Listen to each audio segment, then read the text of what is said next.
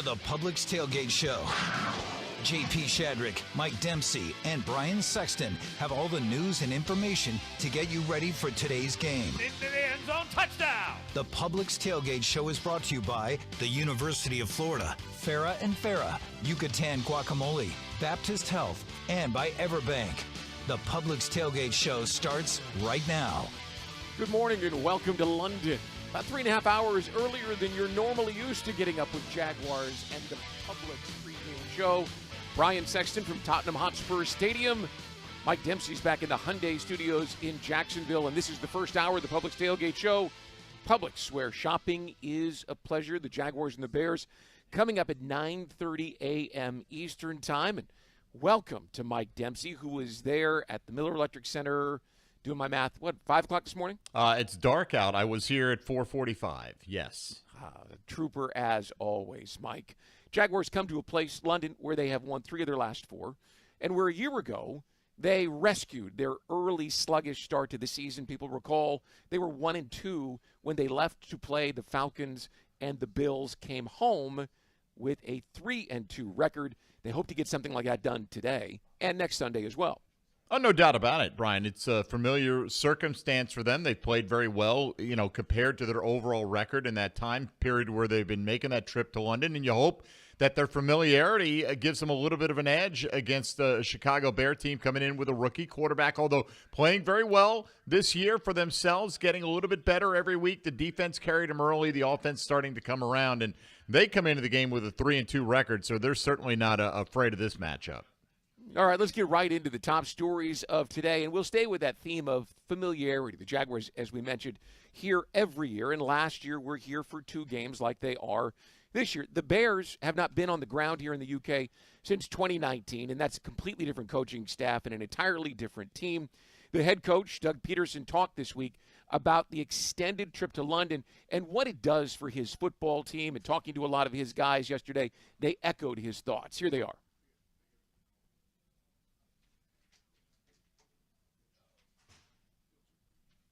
Hold on, please. We will try this again. It's positive that we're in the same hotel. We're around each other all the time. Obviously the meals and dinners and things like that. Guys like to, I do give them time, after the game Sunday and Monday if they want to go into the city and experience London and do it with their teammates, right? And those are all. As you mentioned, those are all galvanizing moments. Those bring you closer. And the fact that, too, you get to bring your practice squad, and they get to kind of experience this whole thing, too, is good for our organization, good for our team. And we've had positive experiences doing it. So it's definitely a plus to do this. Mike, an added wrinkle this year is that the Jaguars, because of Hurricane Milton, didn't leave until later in the evening on Thursday. It would have been wheels up at about 5:30, and this year it was closer to 11 o'clock. And the part about that's interesting is it allowed guys to fall asleep and sleep through the night, whereas opposing at 5:30, you get on the airplane, you take off, you're not quite ready for sleep. The head coach thought yesterday that might be something they do in the future. Yeah, you never know. Maybe they looked into finding something. They're always tweaking the model, but, they have this trip, Brian, pretty well nailed at this point in time. They know for them going later in the week is the more effective way to do it.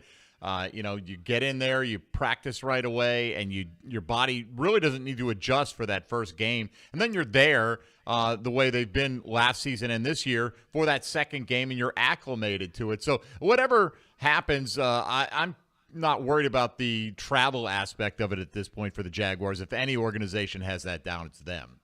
We walked into the Grove out in Watford where they're staying, and they had the massage room set up immediately. They had a little run-through out on the practice field, and then talking to guys after practice yesterday, they were all loose and relaxed and felt good. Again, they know how to do this trip.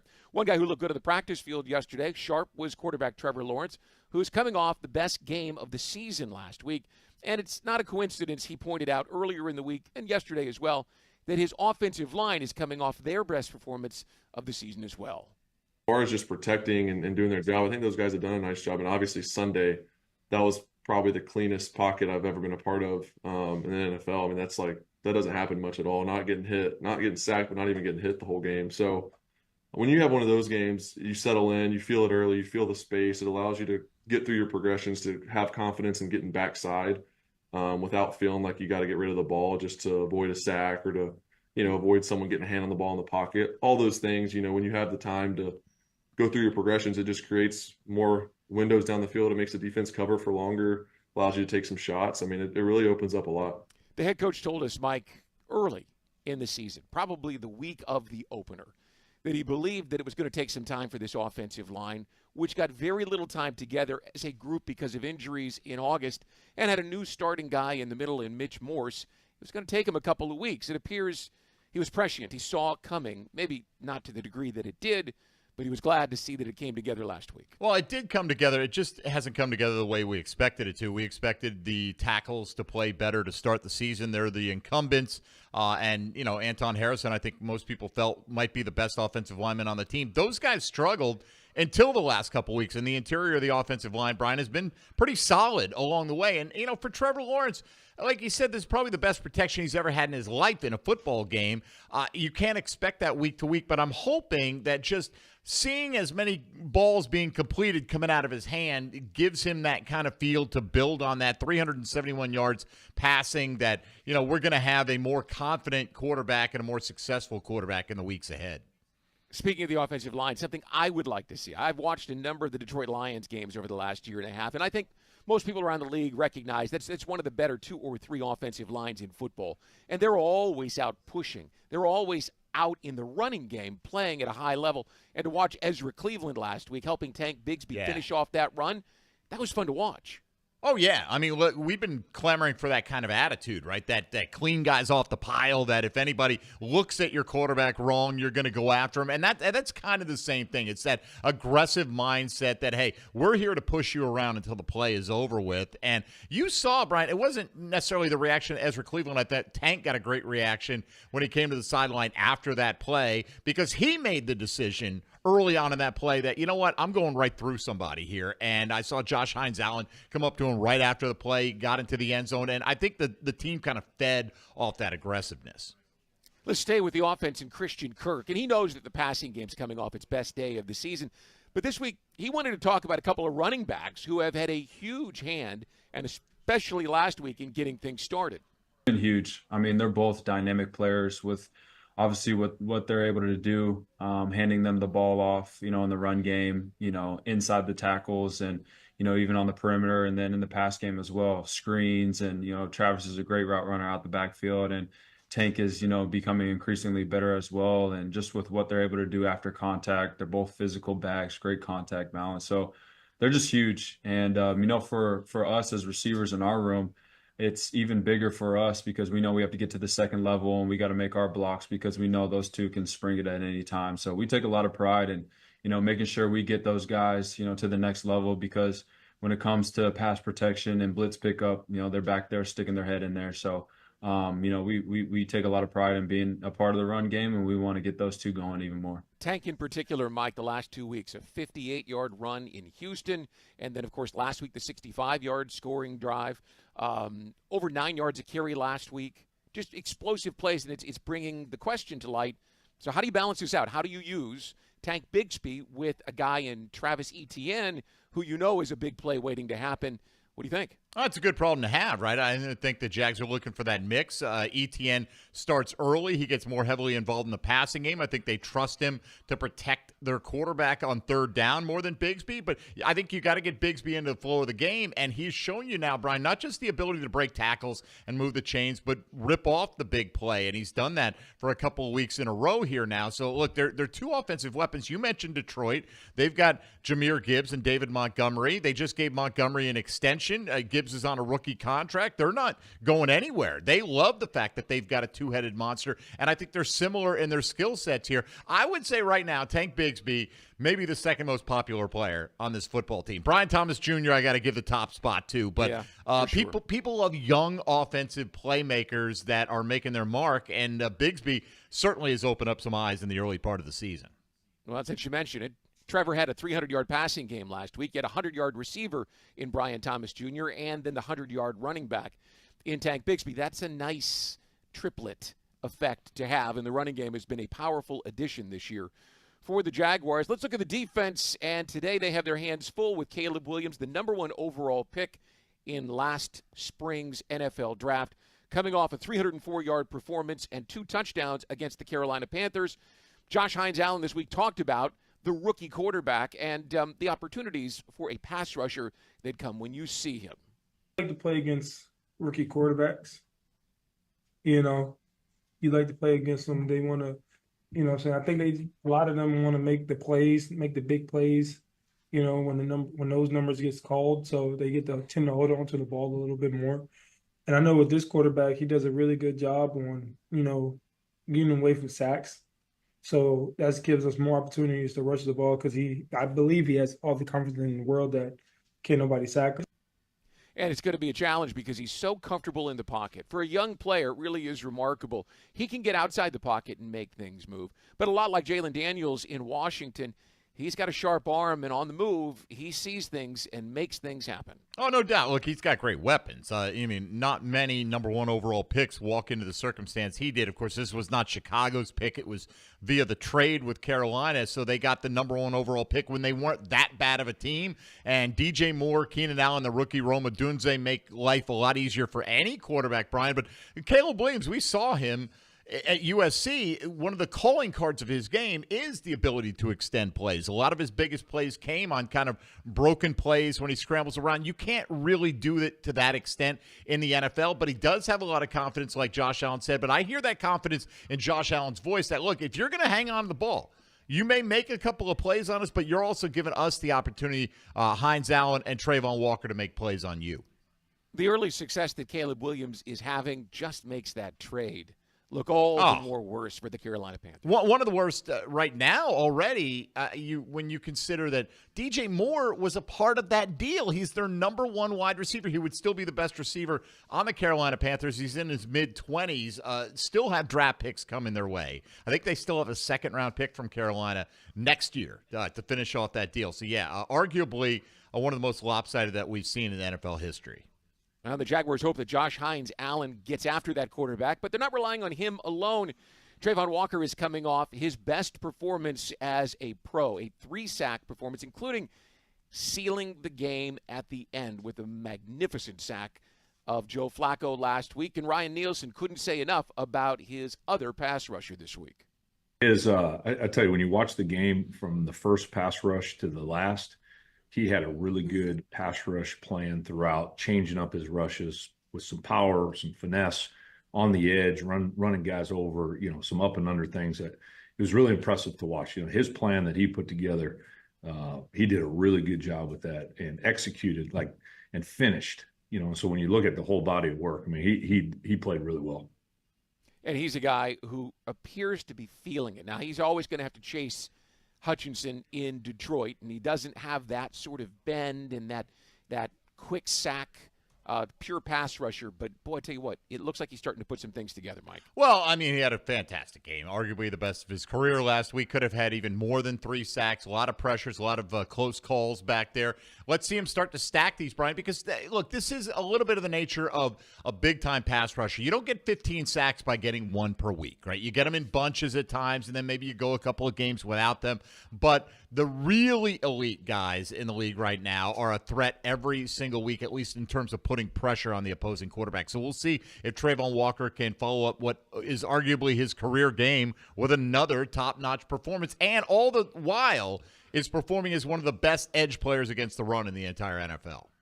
All right, we'll have more sound coming up from an unusual week with the Jaguars battling Hurricane Milton and having to get on an airplane and fly to London. That comes up in the 2nd hour of the Publix Tailgate Show, which comes your way at 10:30 Eastern Time this morning. Jags fans, are you Duval enough to become the Jaguars 2024 Fan of the Year, where you'll earn a trip to Super Bowl 59? Visit NFL.com/Fan of the Year and nominate someone today. Well, coming up on the Publix Tailgate Show. Obviously, we're outside of our norm. We're on the road. It's kind of giving us a kind of a training camp feel. We're back under the same roof. That's tight end Evan Engram, who will play for the first time since opening day today. And it's tough to tell who is happier about Evan Ingram's return this afternoon. You'll hear from him coming up in this week's Baptist Health Player Interview. But next, CBS Sports senior writer Pete Prisco's perspective. You're listening to the Publix Tailgate Show from the Miller Electric Center in the Hyundai Studios in Jacksonville and Tottenham Hotspur Stadium in London. And this is Jaguars Radio.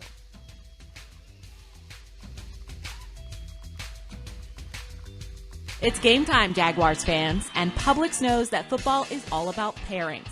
A high-scoring offense paired with a stingy defense. A rocket-armed QB paired with a dynamic wide receiver. And at Publix, you can pair hot deli chicken tenders with savory dips, delicious sub-platters with ice-cold beverages, and you can pair these tailgate essentials with an entire parking lot full of Jaguars fans chanting, Duval! Gear up for your tailgate at Publix, the official supermarket of the Jacksonville Jaguars. Touchdown at Jaguars away games when you fly nonstop from Jacksonville International Airport. Join the Jaguars in Miami and Houston. Watch them win in Philly, Detroit, Nashville, and Las Vegas. All the other Jaguars games are just one short connection away. And if airport parking has you stressed, be sure to visit the Jax Airport website before traveling to the terminal. On it, you'll find information about the status of on-airport parking in real time. See if your favorite areas are available or if you need to call an audible. Visit flyjax.com for more information. The kick is up. It's good! Score winning sub deals this Jaguar season at Firehouse Subs. Receive 50% off on any sub when the Jaguars kick a field goal of 40 yards or more. It's a bold deal for the bold city. Download the Firehouse Subs app for offer details. Redeemable only at participating Jacksonville and Orlando area restaurants. Only available in the Firehouse Subs app. Brooks Rehabilitation is proud to be the official rehabilitation partner of the Jacksonville Jaguars. We are here for them, and we are here for you. Ranked #1 physical rehabilitation hospital in Florida by U.S. News and World Report, our playbook is individualized treatment and exceptional care to get you back to living your life. Brooks has cutting-edge technology and therapy solutions in every care setting, treating sports injury, orthopedics, brain, spinal injuries, and more. Go beyond your expectations with Brooks Rehabilitation. You've been putting back a few, and a few becomes a few too many. For a moment, you think of calling for a ride, but nah, you live nearby. What's the worst that could happen? You get pulled over, your insurance goes up, you lose your license, you total your car, you kill someone. The results of driving drunk are tragic. That's why law enforcement is out there looking for impaired drivers to save lives. So if you think you're okay to drive after a few drinks, think again. Drive sober or get pulled over. Paid for by FDOT. Hey fans, it's Tyson Campbell, cornerback for the Jacksonville Jaguars. This season, your game day is getting even tastier with Al's Pizza in the stadium. And every time we get a pick, you'll score. If the Jaguars get one interception, you'll enjoy buy one, get one free pizza at any Al's Pizza location Monday through Thursday after the home game. 2 interceptions, a free dessert. And 3 interceptions, that's a free appetizer. Just tell them you want the Jags pick. Up your game and get your Al's Pizza at the game or any of their locations.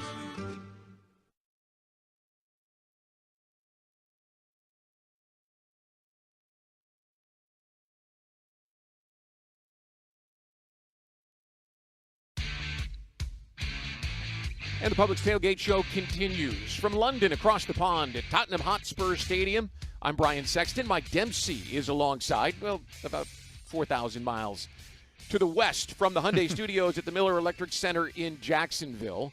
You know, I was sitting in front of that screen on the plane ride over and kind of counting the miles when I couldn't sleep. Yes. It's 4,200 and something miles. I hope you didn't count every one of them individually, but no, counting them did put me to sleep. I usually do really well. Yeah, I usually reach a point on a long trip when I start staring at that thing too, and wonder if that dot's going to move. But glad you made it safely, and I am by your side, metaphorically speaking. So yeah, I'm absolutely. Here for you. Right where I like to be on a Sunday morning game day with the Jaguars getting ready to play. It's a 2:30 kickoff, by the way, here in London, 9:30 Eastern for the Jags and the Bears. And staying with the normal theme and what we do every week, you visit with CBS sports writer Pete Prisco. Yeah, I don't know if anybody considers that normal, Brian, but I appreciate it. And Pete and I always like to take a peek back at what transpired before and wondered this week if the momentum from a win can carry over, particularly since the Jags have that comfort level playing in London.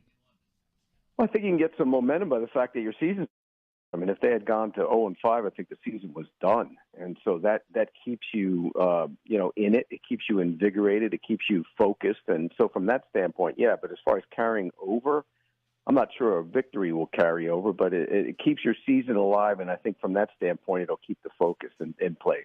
Well, one thing we hope carries over is the play of the offensive line. They didn't let Trevor Lawrence get touched last week, Pete. What's gotten into them? It seems like the tackles have kind of met the challenge over the last couple of weeks, but last week in particular, why do you think the O-line is all of a sudden playing better?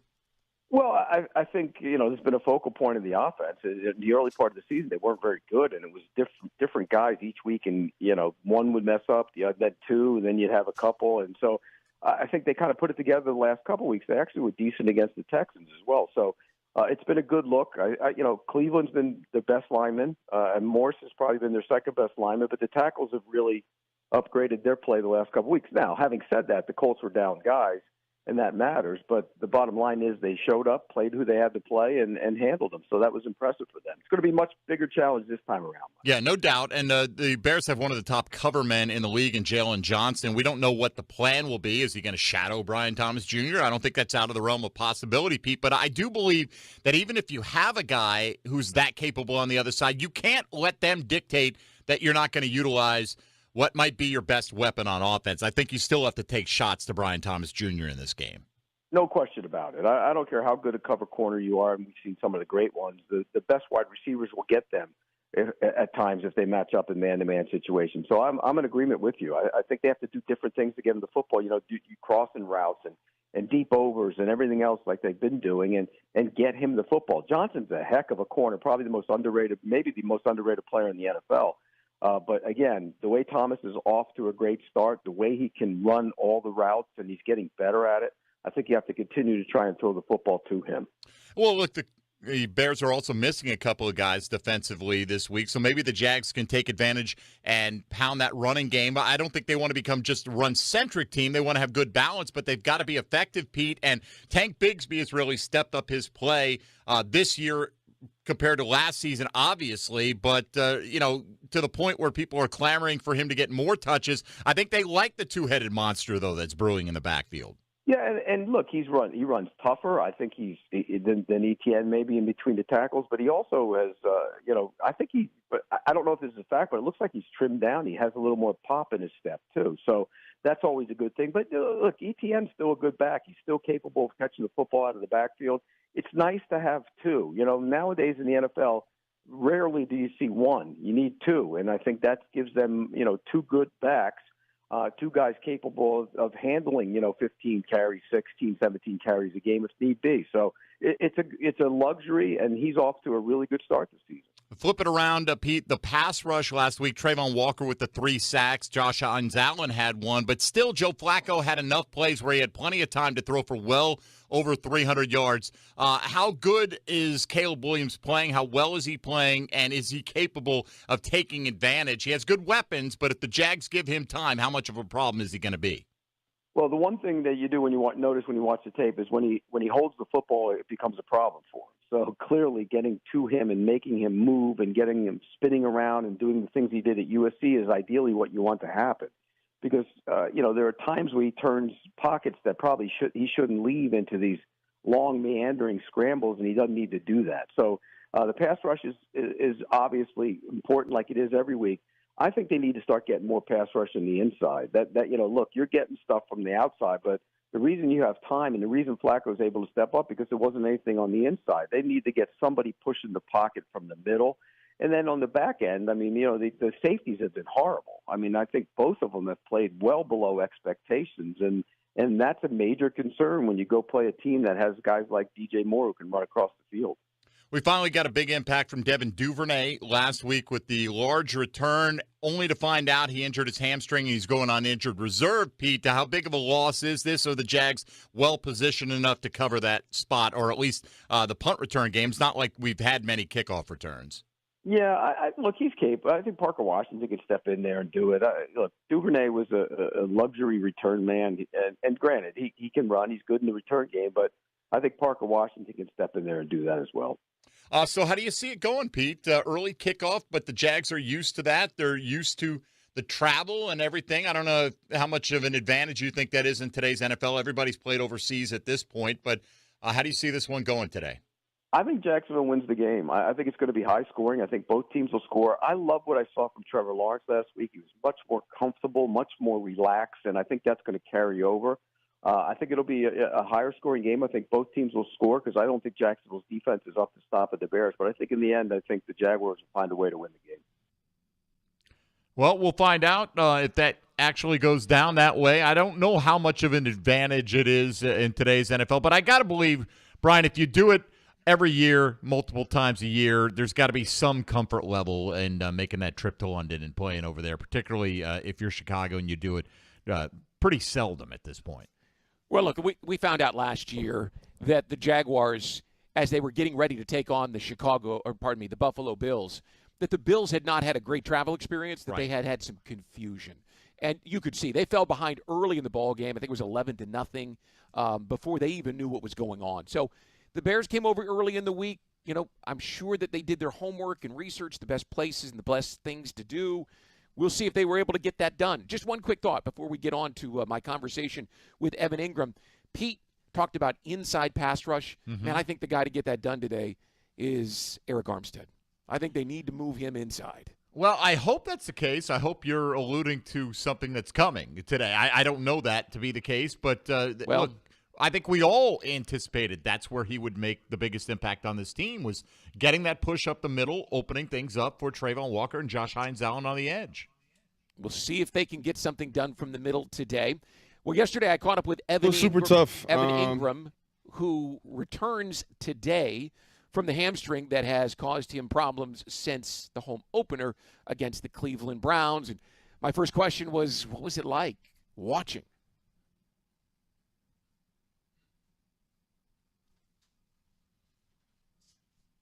And we'll hold 1 second while I restart. See if it works now. It was super tough. Freak injury that happened, just kind of came out of nowhere. But kind of the way I look at it in my faith, God just had a plan. Had to step back, have a different perspective for a little bit, but now I'm back healthy and ready to go. You're so intent on the practice field before practice, getting ready. Did it surprise you that something like that could pop up? For sure. I mean, that's kind of the only way I can look at it, is just something bigger happening past what I can see. So just kind of had to really rely on that because everything I do for my body and my preparation, just sometimes just things happen that's out of my control, and just kind of had to roll with the punches. So how do you feel getting off an airplane after a long flight, ready to get back on the field today? Yeah, I feel great. I mean, I think we've done a great job of kind of adjusting to the storm that was back home. Kind of schedule changed a little bit, but was able to get a little bit of rest on the plane, but getting here, getting settled, coach is taking care of us, kind of keeping everything light so we can bounce back. But I think just the energy's been great. Everybody's ready to go. Everybody's excited about the opportunity we have. That's the key word, the opportunity. Getting that win last week set you guys up to come over here where you play pretty well. At least that's the feeling outside the locker room. How is it inside? I mean, we're really focused on the present. We've learned from a lot of mistakes. We've seen what we're capable of when we're on. And now it's just how consistent can we be with doing the things the right way all the time. So we understand adversity is going to present itself. How do we respond? But also, how can we start dominating? How can we start playing to our fullest potential week in and week out? What do you think it takes? What does it take for this team to play to your potential? Just energy in all three phases: defense, offense, defense, and special teams. Guys playing together, not being denied, honestly, not letting the guy next to you down. As long as we keep playing together, we keep lifting each other up, guys, our playmakers make plays, we'll be all right. Tell me about spending 10 days over here and playing 2 games. You did it well last year. Doug talked about the bonding you guys can do, the time you can spend together. Is that real? For sure. I mean, obviously we're outside of our norm. We're on the road. It's kind of giving us a kind of a training camp feel. We're back under the same roof. Coach likes to call a town under one roof, something we've been talking about. But it's a great opportunity. I mean, we're so well taken care of here. Great food, great scenery, just a great place to come to work and bond. And like I said, we have a great opportunity tomorrow and another one next week. So if we can come back 2-0, it was a great trip. Final thought, you get on the field today, who's going to have a bigger smile, you or Trevor? I think both of us are going to be pretty excited. I'm definitely going to be a kid in the candy shop tomorrow for sure. Mike, I was eager to see this offense together because of the dynamic of what Evan Engram and Christian Kirk can do with a deep threat like Brian Thomas Jr. over the top, and maybe what Gabe Davis can do running around all that other talent. It'll be fun to watch Evan Engram today if he's ready to go. Well, and not only that, Brian, Brenton Strange has, become a little bit of a factor here in the passing game, and I think now the Jags will be more comfortable in 12 personnel, giving you different looks that are not going to be indicators. Are they going pass or run, and keep Strange's blocking ability on the field? So I think we're in line for more 2 tight end sets as the season plays out. All right, coming up in about 15 minutes, Hall of Famer Tony Baselli and Jeff Lageman join us from the broadcast booth. But up next, it's always nice to have 17 back out there, knowing where he's going to be, how he's going to run routes, the mismatches he creates. Quarterbacks coach Mike McCoy shares some thoughts on the offense and Trevor Lawrence. The Jaguars and Bears coming up at 2:30 from London, 9:30 kickoff back home in Jacksonville. And you're listening to the Publix Tailgate Show, and this is Jaguars Radio. It's game time, Jaguars fans, and Publix knows that football is all about pairings. A high-scoring offense paired with a stingy defense. A rocket-armed QB paired with a dynamic wide receiver. And at Publix, you can pair hot deli chicken tenders with savory dips, delicious sub-platters with ice-cold beverages, and you can pair these tailgate essentials with an entire parking lot full of Jaguars fans chanting, Duval! Gear up for your tailgate at Publix, the official supermarket of the Jacksonville Jaguars. UNF is a top public university committed to serving the region, a place where visionary minds come together to create effective solutions. With more than 70% of their graduates working in the area, UNF is North Florida's university, offering 100-plus majors, affordable tuition, and programs in high-demand fields. Soar into your future at UNF. Visit unf.edu to learn more. Feeling hungry, Jaguars fans? Fuel your Duval energy with a delicious Stallmeyer all-beef hot dog on game day as you support your Jacksonville Jaguars. Whether you're at the game or at home, it's not game day without a Stallmeyer all-beef hot dog made in Florida. Stallmeyer all-beef hot dogs will fuel your energy to help bring on a victory for the Jacksonville Jaguars. Stallmeyer all-beef hot dogs are available at your local Publix supermarkets. Don't feel hungry, Jaguars fans. Fuel your energy with the official hot dog of the Jacksonville Jaguars. Stallmeyer. Sims Crane and Equipment is the Southeast premier crane rental company since 1959. Serving Florida, Georgia, and Alabama with cranes up to 800 ton for all of your heavy lifting needs. Sims Crane is the Tadano rough terrain crane dealer for the state of Florida. Inspired by the past, committed to the future. Choose Sims Crane and Equipment for all of your heavy lifting needs. Sims Crane is a proud partner of the Jacksonville Jaguars. Ancient City Brewing is celebrating 30 years of Jags football by becoming the proud craft beer partner of the Jacksonville Jaguars. And what better way to celebrate a throwback year than to throw back some of their expertly crafted beers? From Augustine's Orange Amber Ale to their Castillo Coconut Porter, there's always something new to discover at Ancient City Brewing, including the new First and Gold Golden Ale, coming soon to a Duval County store near you. Ancient City Brewing, taste history, make history, and please always drink responsibly. It's storm season, and JEA is committed to keeping you informed.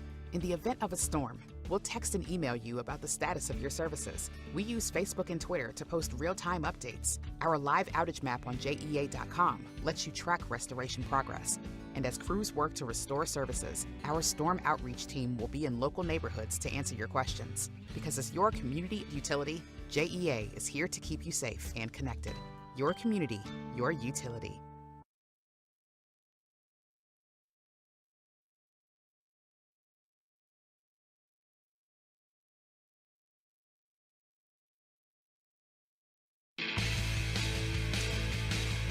Welcome back to London in the United Kingdom. The Publix Tailgate Show continues from Tottenham Hotspur Stadium.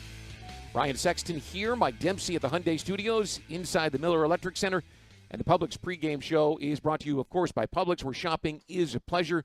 The Jaguars and Bears will kick off here at Tottenham at 2:30 local time, which is, of course, 9:30 back on the Eastern Seaboard. And it's time now for our weekly commentary from Rick Ballou. Good morning. My goodness, is it early? So I got a couple of recommendations for you to get things rolling. Let's begin with Irish coffee. It's huge where I come from in Boston. Let's take Irish whiskey, coffee, then go with some Bailey's Irish cream. Great way to get things started. Then switch to Bloody Marys. Now, all different ways you can do a Bloody Mary. You really can't go wrong. Just remember this, a ton of horseradish. All right, it will clean out the sinuses and really get everything going for you. Worcestershire sauce is important. Remember, this can really be your brunch. Shrimp, beef jerky, celery, olives, a pickle slice, hot sauce. Yeah, now everything's going smoothly for you. Logistically, the trip to London has always been amazing to me. Bears went really early in the week to try to get adjusted. The Jags took a late-night flight on Thursday. I remember years ago, after a loss in Cincinnati, a Gus Bradley-led team, we went for an entire week to London. I thought it was too long, way too much downtime. Of course, the Jaguars have another game in a week, so it becomes irrelevant in week 2. But what's most important is the routine, the downtime. These guys are used to going home after practice, after video sessions, after classroom work, and then obviously getting with their wives and getting with their girlfriends. That becomes a problem now. Too much time away from what you do regularly. So that is certainly a big part of getting adjusted to playing in London. When I think of the Bears, I think of my first trip, or one of my first trips, to Chicago back in 1998, being on a Tom Coughlin flight after a 24-23 victory over the Bears. I looked it up today, said it was only in the mid-80s. No way. That was one of the hottest road games I've ever experienced covering the Jacksonville Jaguars. I remember the plane ride home, dehydration with quite a few players. Much like last week, the game's headline was a late fourth quarter drive, Mark Brunell to Jimmy Smith for the TD and the game winner. It was a different era then. Curtis Enis was their top pick, right? Had to tap out late in the game. He was not in shape. That was when you had rookie holdouts because you didn't have the slotted rookie salary cap system that we have today. Instead, they went to Jacksonville native Edgar Bennett. Huge fourth quarter goal line stand in that victory against Chicago as well back in 1998. Start fast. Talk about it all the time. Usually it's the offense. How about the defense? They've allowed a touchdown in 4 consecutive games by their opponents. You can't let the Bears do that this morning. Good morning, everyone. You can catch Into the Night with Rick Ballou weeknights from 6 to 8 on 1010 XL. Well, I caught up with Mike McCoy, the Jaguars quarterbacks coach, yesterday as the Jaguars walked off the practice field out at the Grove. Mike has his thumb on the pulse of the Jaguars offense because he spends his entire week helping the heartbeat, Trevor Lawrence, prepare. He's worked with some of the best in the game over the course of his career, including Phillip Rivers and Peyton Manning, and has seen it all in nearly 3 decades in professional football. So his insight is incredibly valuable, and he offered some of that into the big performance last week by Trevor, the 371 yards, and then building something called momentum. If you can do it, how they get it done going forward, beginning today against the Bears. I think the guys have done a great job preparing from week to week. And, they come out here every day and they work their tails off. So, but it was a great practice today. How about from Trevor's perspective? He's coming off his best performance of the season, really looked comfortable. Does it build for a quarterback in particular?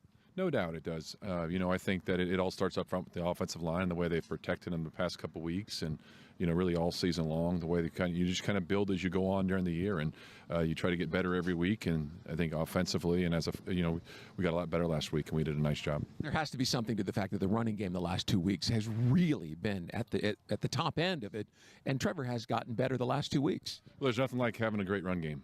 When you can run the football, it helps everything. It sets everything up in the passing game. They got to be ready to stop the run, whether it's the light box or a loaded box, whatever it is. And then it just everything, if he feeds off of that.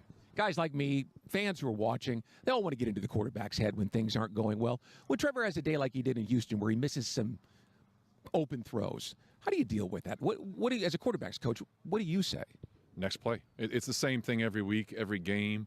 You move on to the next play. Unfortunately, in that position, there's going to be a game like that where you miss a couple, and he just keeps going. That's the great thing about Trevor is he just lives for the next down and doesn't let one play affect another. And, it showed, the following week as he came out there and we played the Colts the way he did. And it says a lot about him. But just you have to have, you can't worry about all those little things. And, you never worry about what's being said outside the building. You always stay focused on what we're doing, and you keep getting better every week. And that's the most important thing. Do you think he has extraordinary confidence? I remember in 2021 when he was a rookie, and despite everything that was going wrong, he would come in and talk about he knew what he was capable of, what kind of player he was. Oh, he's got a ton of confidence, not only in himself, but his teammates in going out and playing to his best of his abilities every week, and that's what you love about him. Not a lot bothers him. He just keeps going and keeps plugging along and tries to get better and try to improve every week. And, he's a perfectionist. He's trying to play the perfect game, which is never going to happen. You're never going to play perfect, but you're always trying to, you're striving for that week in and week out. He's played pretty well over here in London, 90 passer rating, no interceptions. What is it about the challenge of coming over here? And it is. Does he rise to, and why do you think he plays so well on the big stage here? Well, I think Coach does a great job of setting up our schedule when we come over here. The way we practice, the way we prepare leading up to it. And then, you go out there as players, you go play the game. It's the next game you're playing.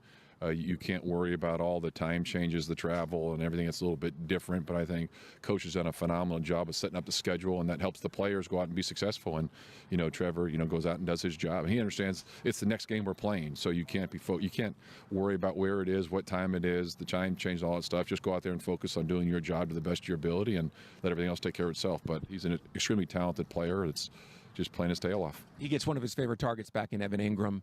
Is there something to having that safety blanket, security guy, the guy that you love to throw to on the field? Well, you never have enough talent to surround the quarterbacks, and I think the other guys have done a great job of stepping up the couple weeks that Evan was out and had an opportunity to play, because you need all of them at some point in time during the year. But it's always nice to have 17 back out there, knowing where he's going to be, how he's going to run routes, the mismatches he creates, just really his love and passion for the game. Being on the sidelines, being in the huddle with the guys, it's great to have him back. And I can't get away from you without getting a thought on Brian Thomas Jr. As a quarterback who's been a quarterback's coach, what's it like to have a guy like that that's so explosive, and who is your favorite target to throw to? Well, it's great to have a talented guy like that, and the ability for somebody, anytime he touches the ball, he can score. So you love going out there and just knowing, okay, hey, there he's out there. You got a certain mismatch against a certain player, or the possibility of throwing a shot up over the top with his speed, of understanding, okay, hey, I got to give him a chance. No, most importantly is give him a chance to go up and get it. It's tough to out-throw him. It's you in practice at times. You think you're going to cut it loose and let it go X number of yards, and all of a sudden he's slowing down. You're going, holy smokes. But it's just great, the plays that he's made. And, being a young player, he's only going to get better. And we've kind of seen that since the first day, we got him. There's going to be some mistakes. And, like every player you're playing with is a new teammate, is you learn what they're doing as time goes on and how he's going to run routes. And, he's starting to speak up more and tell Trevor, hey, this is how I see it. This is what I'm doing. But he's got a really bright future. It's great to be on our team. Mike, you and I talked last week after the game about Trevor and whether last week's performance was the catalyst needed for the rest of the season. Can he play at that high a level week in and week out? What do you think?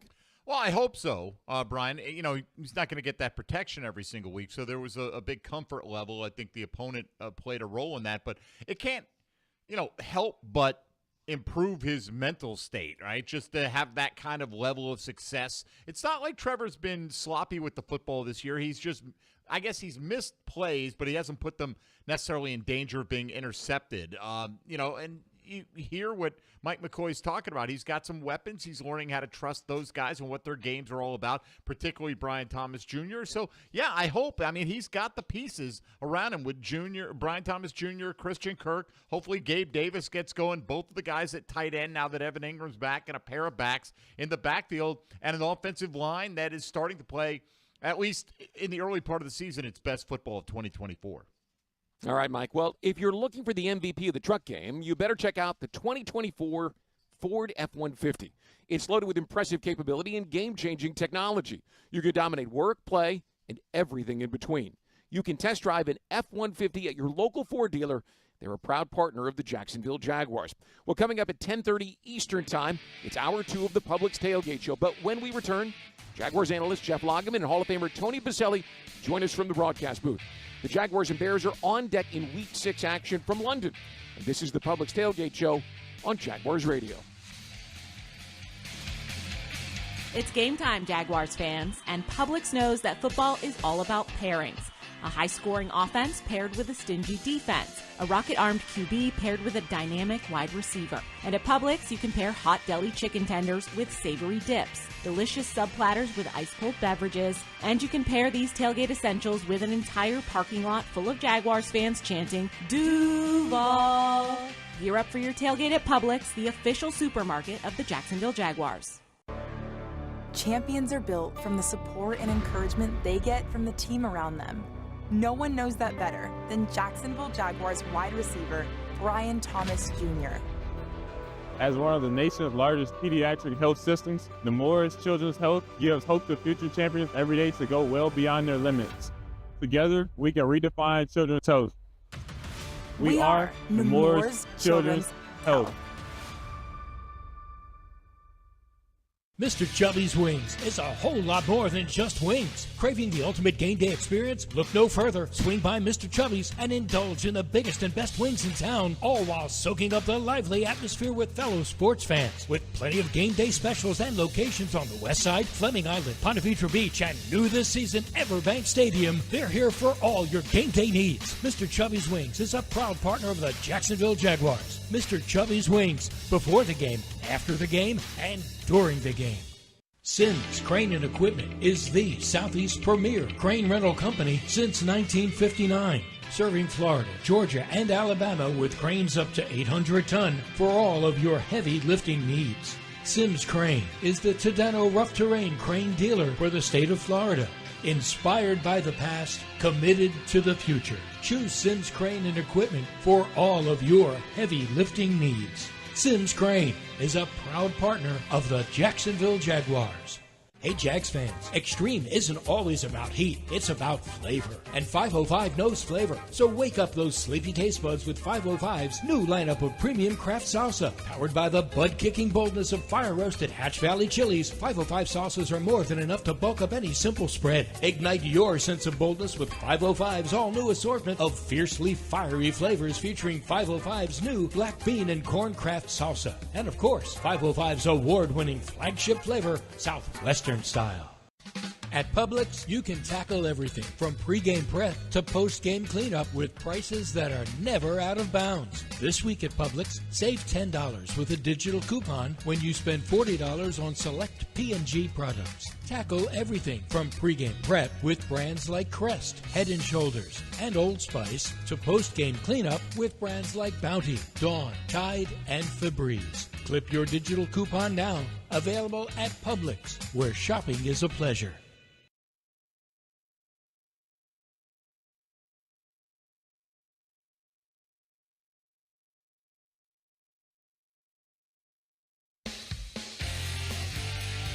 Welcome back. This is the Publix Tailgate Show. Brian Sexton in London. Mike Dempsey is inside the Miller Electric Center back in Jacksonville from the Hyundai Studios. And kickoff comes your way at 2:30 in London, 9:30 Eastern Time in Jacksonville. That means the Jaguars and Bears are just over 2 hours away from Tottenham Hotspur Stadium. And now, time for the first rounds on us. New York Jets, first round choice. Jeff Lageman. Jacksonville Jaguars have selected tackle Southern California, Tony Baselli. And the first rounds on us from London is presented by Ancient City Brewing. Taste history, make history. Jeff and Tony are somewhere in the booth. Can't quite see them. How weird is this? We're in the same room, but I can't see you, Brian. Well, you know, that's how radio works most often for most people. Right around the corner. So let's start with our finding solutions presented by the University of Florida, the #1 university in the U.S. News and World Report's #1 state for education. You've got two quarterbacks, each selected #1 overall in the draft. Trevor Lawrence in 2021, Caleb Williams in 2024. Break them down for us. Well, let's start with Caleb, a guy that is from Tony's alma mater, okay, that is amazing in ways that I never would have thought a young quarterback could be. And Tony and I were talking on the way over with Frank and Johnny, and I've never seen a quarterback that can have the calmness in a pocket and then have that rush of emotion and then physical excitement and then get out of the pocket and then immediately go back to being calm and then throw the football. I mean, it's just there's young quarterbacks aren't supposed to do that. And the only thing that he's not doing well right now is processing the coverages and dissecting a defense yet. But that's going to come with time. But, Brian, athletically, arm talent, cool, calmness in the pocket, man, does he have it, I think, anyway. I don't know what they did with him at USC, Tony, but they did a pretty good job with him. Well, he did win the Heisman, and so obviously super talented. And I think both guys are. I mean, both guys were picked number 1 overall, different. Trevor's much bigger physical presence. Both can move around. Both can excel as far as with their legs and hurt you. And I think it's really the team that can get the pressure on the quarterback is going to actually end up winning. Because I think what we've seen this year with Trevor is when the pressure gets to him, Jeff, we've seen his eyes come down a little bit. And, especially in that Buffalo game and, just all the hits that he took. And the Houston after that was a little bit better, but then obviously had a great game against Indy because the pressure was non-existent. If you watch Caleb Williams, it's similar. Early in the year, a lot of pressure. He's running around looking, almost like a chicken with his head cut off, just trying to find something. And because he doesn't see it really well right now, Caleb Williams, and he's not anticipating, he holds it a little bit longer. That leads to bad things. And so I think both quarterbacks are extremely talented. Both, I think, have extremely high ceilings. At the end of the day, it's what offensive line can do the better job is going to go a long way to winning this game. So how did they dial it up for Trevor last week to get him some early success, and do they need to do that again this week? Yeah, I think if you look at that first quarter, and I went back and looked at it, obviously, after the game, I don't think in the first quarter a pass went beyond 5 to 7 yards. And it was a bunch of checkdowns. It was almost like he was being told, and I don't know if this is fact or not, if the first read's not there, check it down. And then they ran a bunch of stick routes, quick things. Get it out of his hand. Get in the rhythm. Let him see completions. And then I thought the backs especially did a great job run after the catch, breaking tackles. That combined with the run game with Tank Bigsby, Travis Etienne, I think they got him into a flow in that first quarter and then started opening up a little bit. And because he had seen, balls being completed, having some success, I think he built confidence. That combined with great protection. And we saw what happened in the last 3 quarters. Well, and he was facing a simplified defense. That's a great Gus Bradley's defense is not very difficult. The Chicago Bears defense, I think, is a little bit more intricate and is going to be more of a challenge to Trevor Lawrence in this ball game. And on the flip side of things, the Jaguars defense better clean things up from last week, I can tell you that. Listen, that's where I'm going next. Ryan Nielsen's secondary is his primary concern this week. And it should be. I mean, last week you gave up 14 points in 87 seconds. And it was like, maybe 5 offensive plays. I mean, look, you got to be better than that. And in this Bears defense, and here's what worries me. You got a quarterback who can extend the play maybe better than any other young quarterback in recent history, number one. And then he's got 2 veteran wide receivers that are top of the food chain. DJ Moore or Keenan Allen, are 2 of the best guys that have been around this league for a while. And then you have Rome Odunze, who is a very talented first-round pick. And here, the other part, let me add to this. The Chicago Bears do a really good job in pass protection. So Caleb Williams doesn't just get all crazy and stuff unless he has to. The last 3 weeks they did. They've been Early good. in the season they've struggled. Been good, And look, the last 2 weeks Caleb Williams has been much better. So that's a concern for me. The Jaguars defense having some issues and Caleb Williams taking some steps forward. If Deshaun Gibson was available, would you consider putting him in the lineup at safety? Because those guys have struggled. I'm telling you right now, Brian. I think you consider everything right now. Gibson and then also Dewey Wingard. When they come back, if you look right now, and look, I don't completely rely on Pro Football Focus, okay, but PFF has both of our safeties graded in the red, okay? When a player's graded in the red, that means you need to replace them or you need to get better, one or the other, and so that's one of the reasons why Cisco's my player to watch in this ball game today, and it's not all on Cisco last week. I don't want people to mistake me for what I'm saying. But they've got to be better in the back end, especially at the safety position. And they're going to have to come up, Brian, and tackle better. I think, right, and especially Antonio Johnson. Way too many missed tackles, bad angles, and everything else that leads to those yards after the catch. And so I think that's another thing to watch. And the last thing I'll say on Caleb Williams in this Bears offense, back to what Jeff said and his ability to extend. I'm careful saying this, and this is not the USC homer, which I'm sure Jeff will jump on right here, as he just did. You know who he reminds me of in the pocket? right now is Patrick Mahomes. Yeah, I agree because with of that. the way he is so calm, and it's like he's not like the game is slow for him, and he just can change speeds, gets is fine, and he's always looking down the field.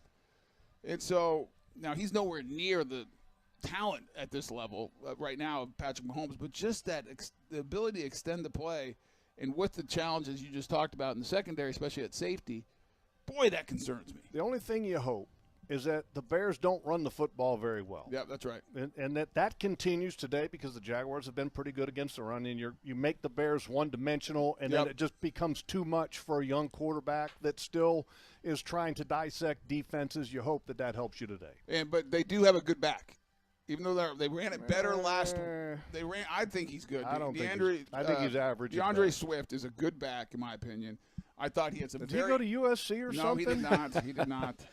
And he didn't go to Virginia Let's either. see, where did he go to school? And he had a good week.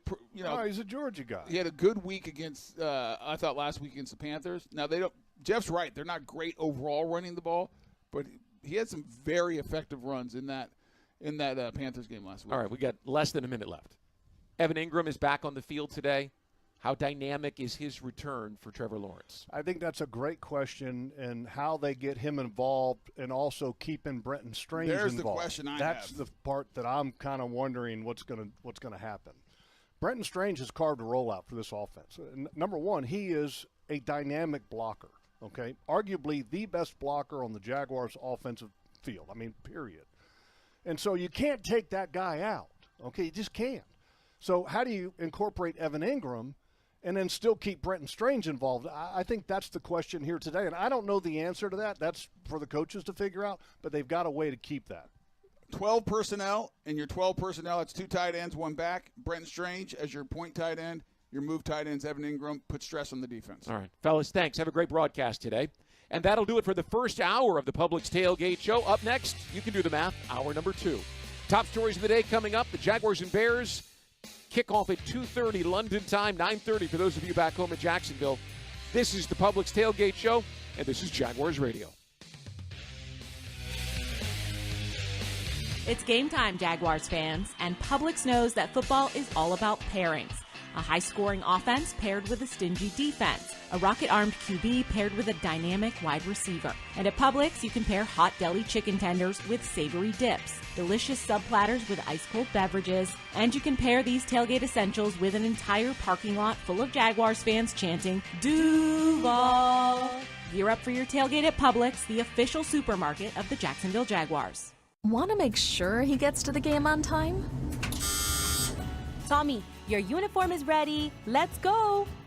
Install a natural gas dryer, and you're guaranteed faster drying times and softer laundry.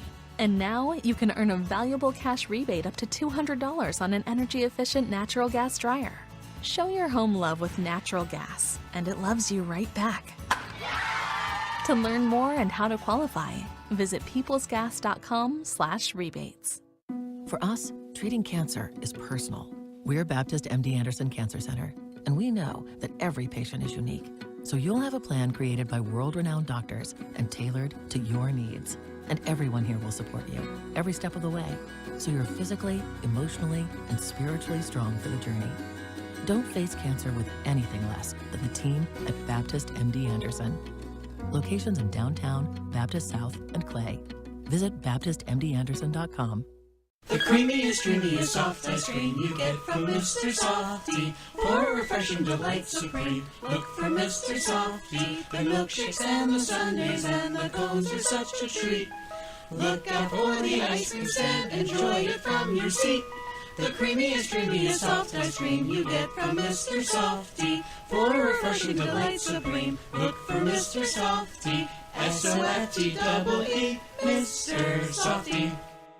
Chelsea here. Another month and another high utility bill. Those old windows and doors might be the culprit, letting valuable energy escape. At Renewal by Anderson, our energy-efficient windows and doors have the latest advanced technology, keeping your home comfortable all year round. Renewal by Anderson has a limited-time offer. Buy 4 windows and/or patio doors and get the 5th one free. Plus, enjoy 0 money down, 0 payments, and 0 interest for 12 months. Some restrictions apply. Visit bestwindowsflorida.com for all the details. License number CGC 1527613. Frank Frangie here. When you want barbecue in Jacksonville, you want Bono's Pit Barbecue. You can find Bono's locations all around town and on game day at EverBank Stadium because Bono's is the official barbecue of the Jacksonville Jaguars. Over 70 years of authentic Southern Pit Barbecue. We are the local barbecue joint in BBQval for generations of people in Jacksonville. Go to bonosbarbecue.com to learn more or call 904-880-8310 today. And remember, if you don't see a pit, it ain't legit.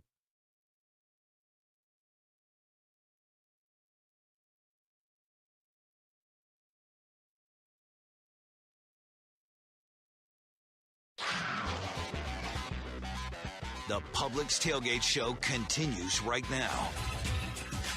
We're rolling right along into hour 2 of the Publix Tailgate Show. Publix, where shopping is a pleasure. It's week 6, and we're 2 hours away from the Jaguars and Bears from Tottenham Hotspur Stadium in London. Kickoff is 2:30 in the UK, 9:30 Eastern Time back at home. Brian Sexton in London. Mike Dempsey is at the Miller Electric Center, sitting in the comfy confines of the Hyundai Studios. Do you have coffee yet? I don't drink coffee. What? I've got caffeine. How did I miss that? I don't know. Don't drink it. But you're just naturally caffeinated. I like the smell of the then, Maxwell House plant, but that's about it. It just gets you up and going. Well, for some people, a lot of beverages have caffeine. I'm just not a coffee guy. All right, Mike. It's time for weather. And the game day weather is brought to you by the St. John's River Water Management District. Florida's water, it's worth saving. 57 degrees the high here today on the northeastern side of the city of London. It's cloudy and overcast. No real chance of rain. It should be a beautiful day. What's it like back home? It was a little chilly when I got out. I couldn't even tell you right now with the window closed what it looks like outside, Brian. But I imagine there were some like rain clouds last night, just kind of hovering around, but nothing coming down when I went to bed. But I'll be inside all day, so I don't know if it really matters all that much, to be honest with you. Chilly in October in Jacksonville. Boy, not bad. That sounds great. I'll take it. All right, game day weather brought to you by the St. John's River Water Management District. Florida's water, it's worth saving. And time for some of today's top stories, and we'll start with Josh Hines Allen, who said that this was a really good week. Of course, you're coming off a win at the last moment last week, 37-34 over the Indianapolis Colts. But Josh said, despite all the inconvenience of a hurricane, this was a really good week. I'm not going to say we were searching for win one, but just waiting for that moment to come so we can, have this positive fuel in the locker room, in the whole building as a whole, and hopefully it can keep carrying on. Again, even with this hurricane coming, I think we still have a great plan of, executing what we need to get done. And I don't think this is a big distraction for all. I think we all know that it is what it is with the hurricane, and don't let that affect what we have going on. And I think a lot of guys are really honing into that. And so I can't wait to go out there Friday in London and do what we need to do and just, get ready for Sunday then. Mike, we talked in the first hour a little bit about the Jaguars having this trip dialed in. They've got a logistics team that understands how to get people over here, how to handle the timing of issues. Even this week with the hurricane, they were able to overcome that, get the team over here, and get them into a point where they're ready to play on Sunday.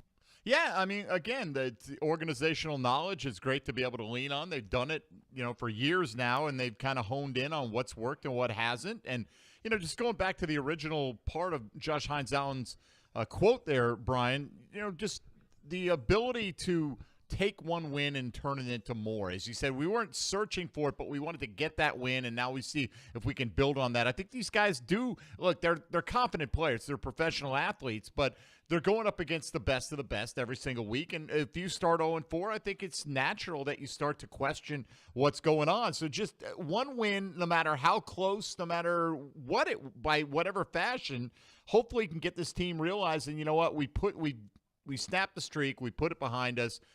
We've lost some opportunities we're not going to be able to get back, but there's still a lot of season laid out in front of us. And if they can come back at 3-4, I think that's what people are hoping for. They can kind of hit the reset button.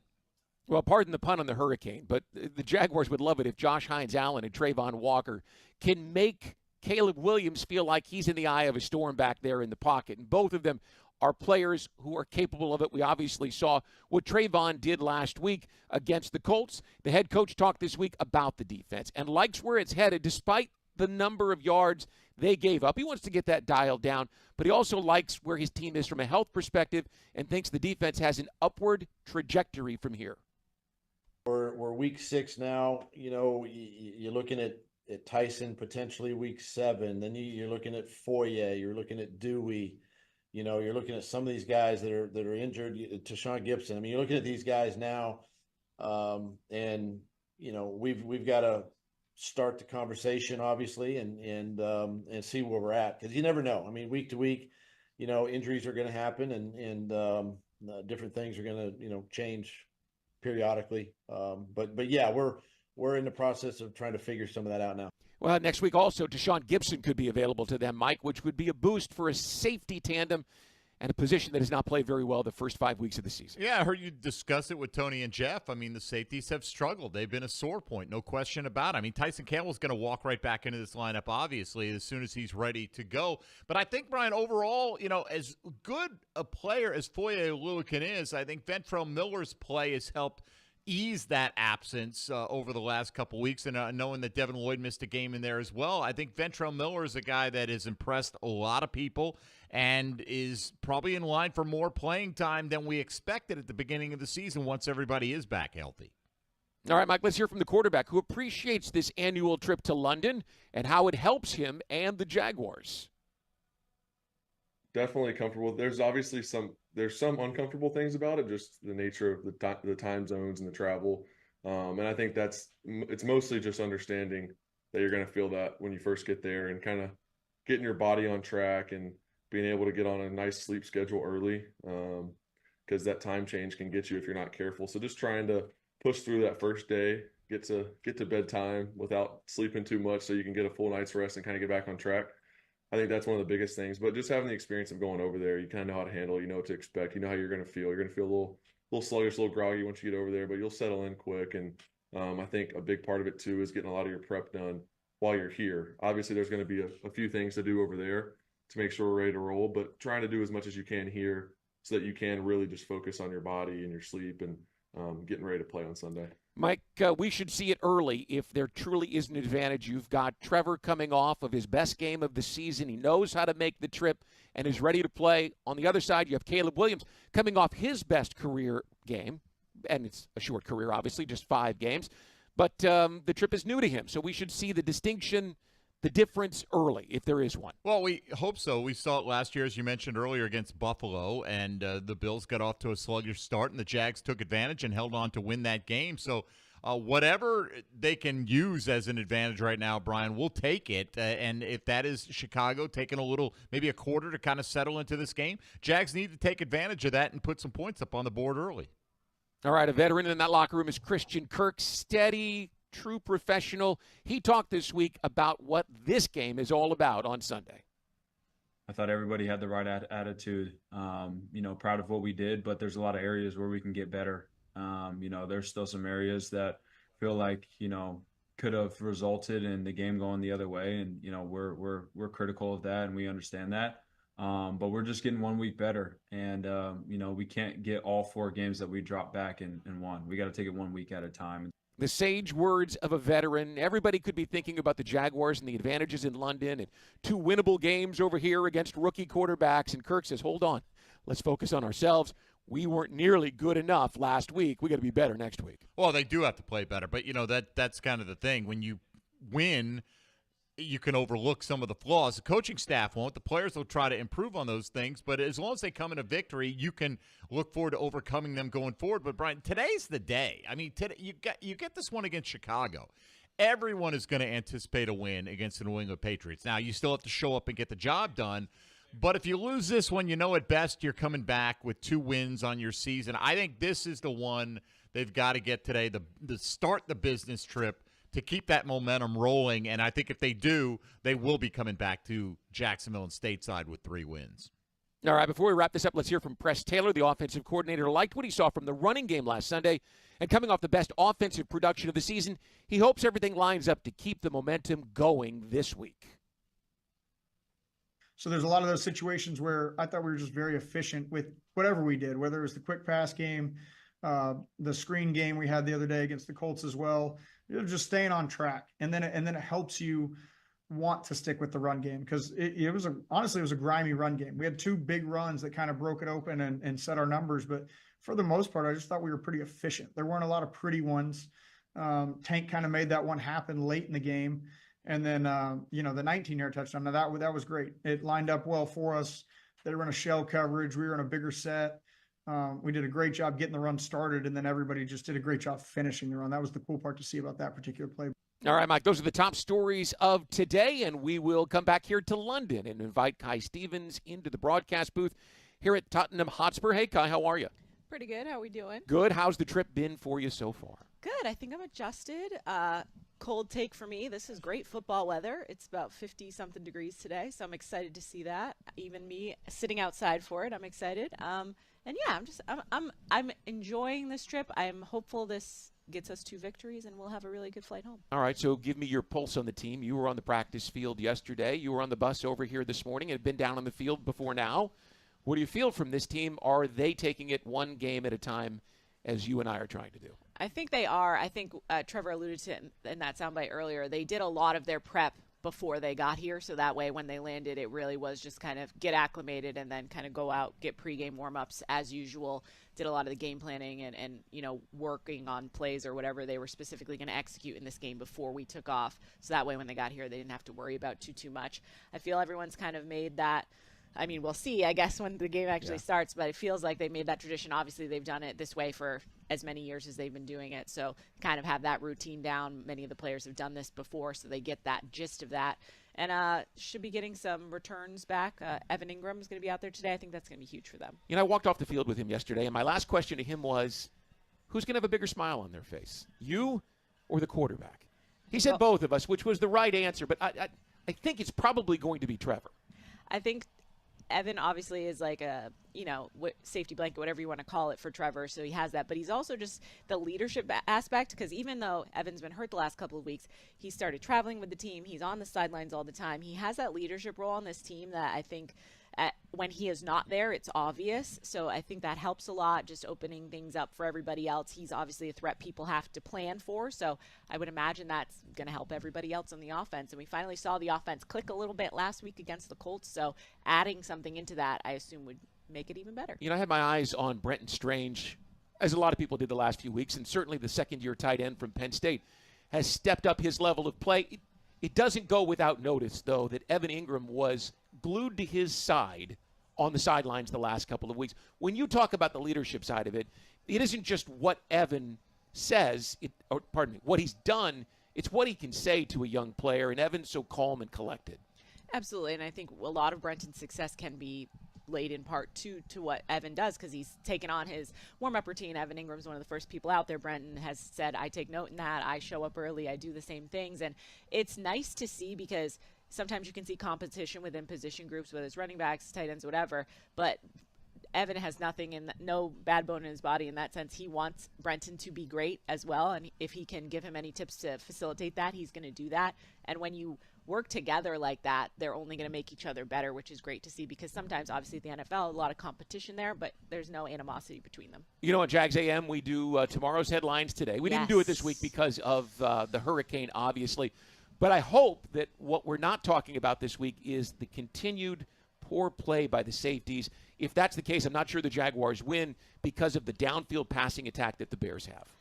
And that is a huge concern, as we've discussed for many weeks. That is a problem for them. I don't know if you can scheme around it or not, but I will say the way to get around it is getting to the quarterback. We saw Trayvon do it last week. We need to see Trayvon, Josh, the whole gang get after Caleb Williams today, not let him scramble around, because even the best secondary, if the quarterback has 10 seconds to throw, he'll find someone. So you have to get to Caleb Williams early, and you can't let him scramble around and try to find a receiver down the line, because the secondary has been struggling with regular coverage, let alone that. You could see 3 new starters on the field next week if Ryan Nielsen opts for it, because Tyson Campbell could be back, Dewey Wingard could be back, and Deshaun Gibson, the former San Francisco 49er, one-time Bear, Cleveland Brown, and obviously Jacksonville Jaguar, is eligible to come into the practice field and perhaps play next week. It could be an interesting week from a storyline perspective. Thanks so much. Thanks. See you downstairs a little bit Absolutely. later. All right, we've got much more coming up. About 15 minutes away, we hope to connect with NFL Commissioner Roger Goodell, who will join J.P. Shadrick live on the field here at Tottenham Hotspur Stadium. But up next, a pregame huddle-up with Bucky Brooks and John Ogier. Kickoff at 2:30 in London, 9:30. Back in Jacksonville for the Jaguars and Bears. This is the Publix Tailgate Show on Jaguars Radio. It's game time, Jaguars fans, and Publix knows that football is all about pairings. A high-scoring offense paired with a stingy defense. A rocket-armed QB paired with a dynamic wide receiver. And at Publix, you can pair hot deli chicken tenders with savory dips, delicious sub-platters with ice-cold beverages, and you can pair these tailgate essentials with an entire parking lot full of Jaguars fans chanting, Duval! Gear up for your tailgate at Publix, the official supermarket of the Jacksonville Jaguars. You've been putting back a few, and a few becomes a few too many. For a moment, you think of calling for a ride, but nah, you live nearby. What's the worst that could happen? You get pulled over, your insurance goes up, you lose your license, you total your car, you kill someone. The results of driving drunk are tragic. That's why law enforcement is out there looking for impaired drivers to save lives. So if you think you're okay to drive after a few drinks, think again. Drive sober or get pulled over. Paid for by FDOT. Feeling hungry, Jaguars fans? Fuel your Duval energy with a delicious Stallmeyer all-beef hot dog on game day as you support your Jacksonville Jaguars. Whether you're at the game or at home, it's not game day without a Stallmeyer all-beef hot dog made in Florida. Stallmeyer all-beef hot dogs will fuel your energy to help bring on a victory for the Jacksonville Jaguars. Stallmeyer all-beef hot dogs are available at your local Publix supermarkets. Don't feel hungry, Jaguars fans. Fuel your energy with the official hot dog of the Jacksonville Jaguars. Stallmeyer. Champions are built from the support and encouragement they get from the team around them. No one knows that better than Jacksonville Jaguars wide receiver Brian Thomas Jr. As one of the nation's largest pediatric health systems, Nemours Children's Health gives hope to future champions every day to go well beyond their limits. Together, we can redefine children's health. We are Nemours Children's Health. Maximize your energy savings with a new energy-efficient heating and cooling system from Florida Home Air Conditioning, and you could save up to $4,500 through possible tax credits and other discounts. Purchase a new system today, and Florida Home Air Conditioning will buy back your old inefficient HVAC system. Request your complimentary consultation from Florida Home Air Conditioning, the official air conditioning partner of the Jacksonville Jaguars. Visit FloridaHomeAC.com for details, terms, and conditions. License number CMC 1250399, CFC 1430664, EC 130-08557.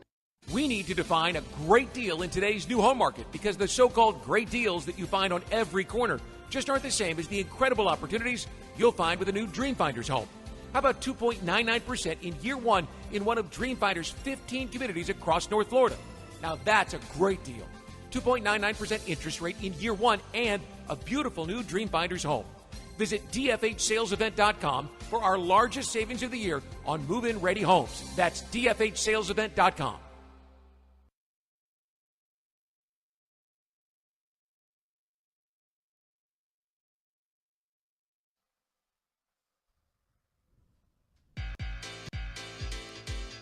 Brian Sexton with you from London. Mike Dempsey is back in Jacksonville in the Hyundai Studios. This is the Publix Tailgate Show, which continues inside 2 hours until kickoff of Week 6. It's a 9:30 Eastern kickoff time for the Jaguars and Bears from Tottenham Hotspur Stadium in North London. And let's go to field level and welcome in J.P. Shadrick for the first time this morning. Hello, J.P. How are you? I'm well, Brian. It is a little crisp down here on field level. This artificial field turf surface is permanent. The stadium opened in 2019. Of course, the NFL went in with Tottenham Hotspur Football Club on the construction of this facility. So the NFL field is permanent.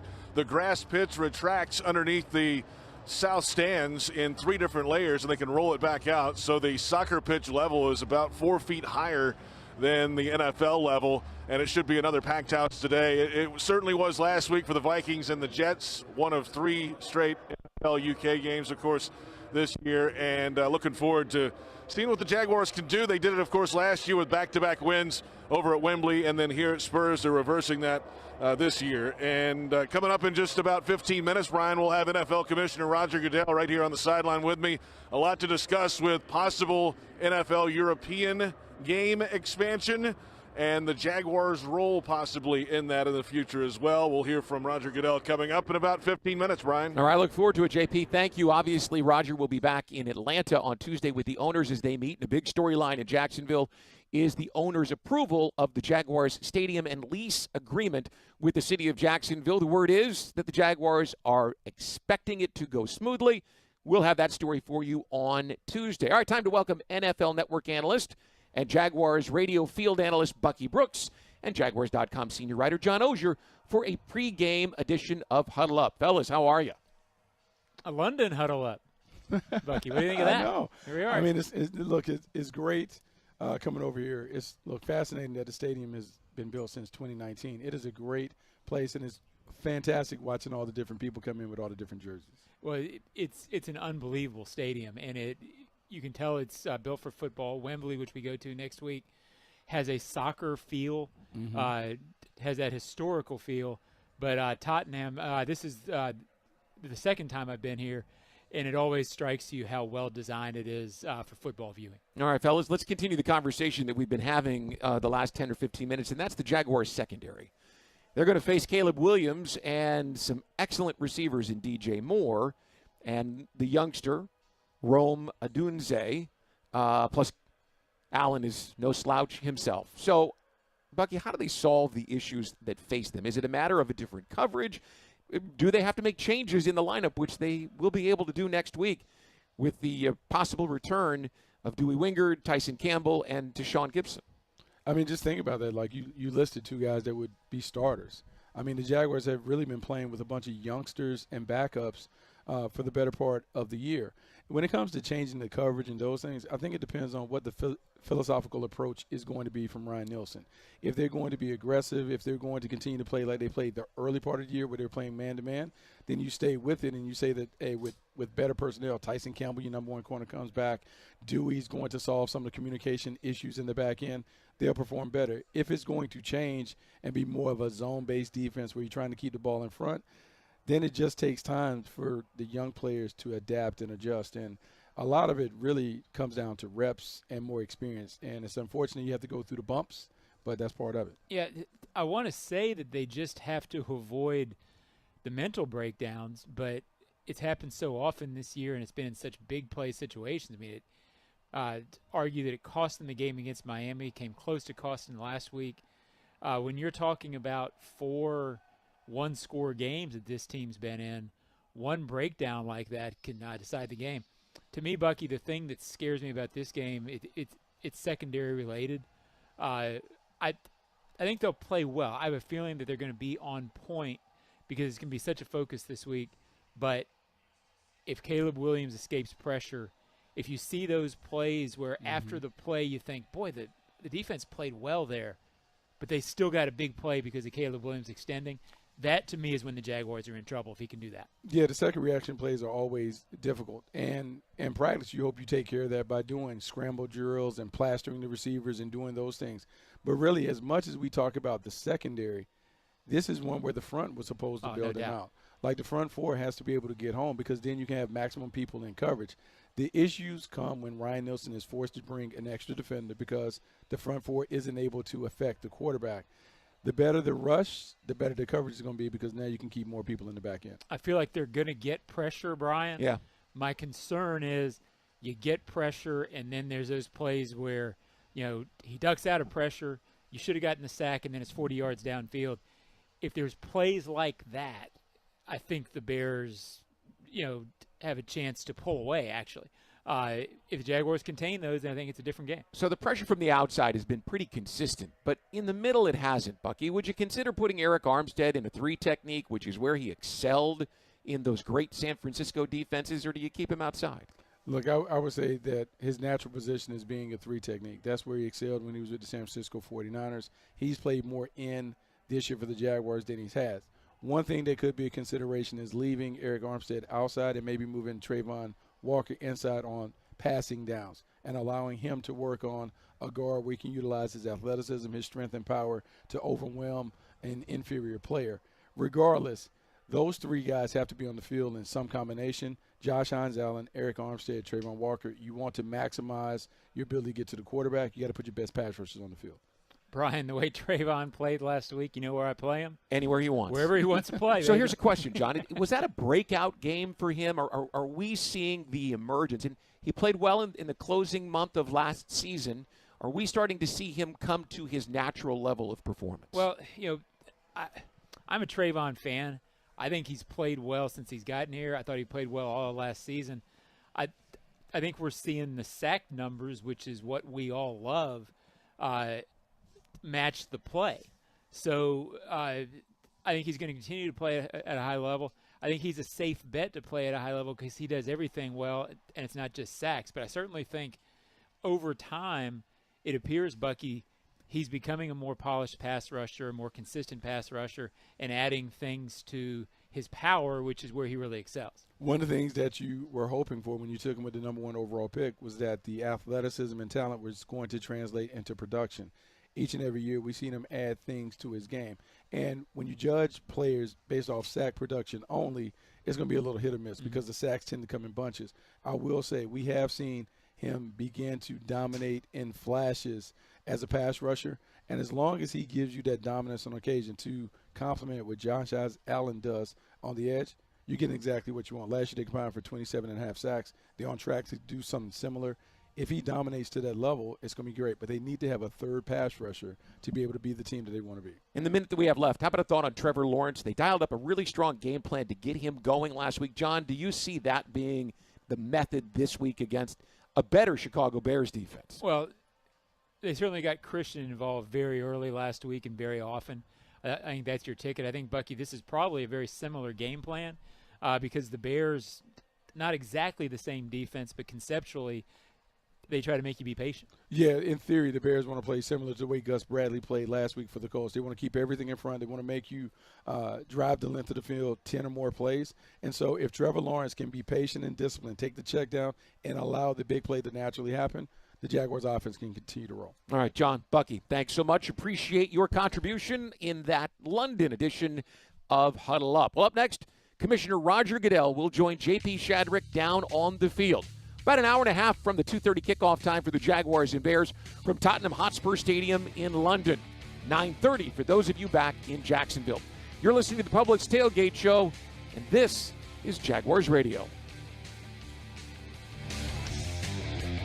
It's game time, Jaguars fans, and Publix knows that football is all about pairings. A high-scoring offense paired with a stingy defense. A rocket-armed QB paired with a dynamic wide receiver. And at Publix, you can pair hot deli chicken tenders with savory dips, delicious sub-platters with ice-cold beverages, and you can pair these tailgate essentials with an entire parking lot full of Jaguars fans chanting, Duval! Gear up for your tailgate at Publix, the official supermarket of the Jacksonville Jaguars. It's storm season, and JEA is committed to keeping you informed. In the event of a storm, we'll text and email you about the status of your services. We use Facebook and Twitter to post real-time updates. Our live outage map on JEA.com lets you track restoration progress. And as crews work to restore services, our storm outreach team will be in local neighborhoods to answer your questions. Because as your community utility, JEA is here to keep you safe and connected. Your community, your utility. Ancient City Brewing is celebrating 30 years of Jags football by becoming the proud craft beer partner of the Jacksonville Jaguars. And what better way to celebrate a throwback year than to throw back some of their expertly crafted beers? From Augustine's Orange Amber Ale to their Castillo Coconut Porter, there's always something new to discover at Ancient City Brewing, including the new First and Gold Golden Ale, coming soon to a Duval County store near you. Ancient City Brewing, taste history, make history, and please always drink responsibly.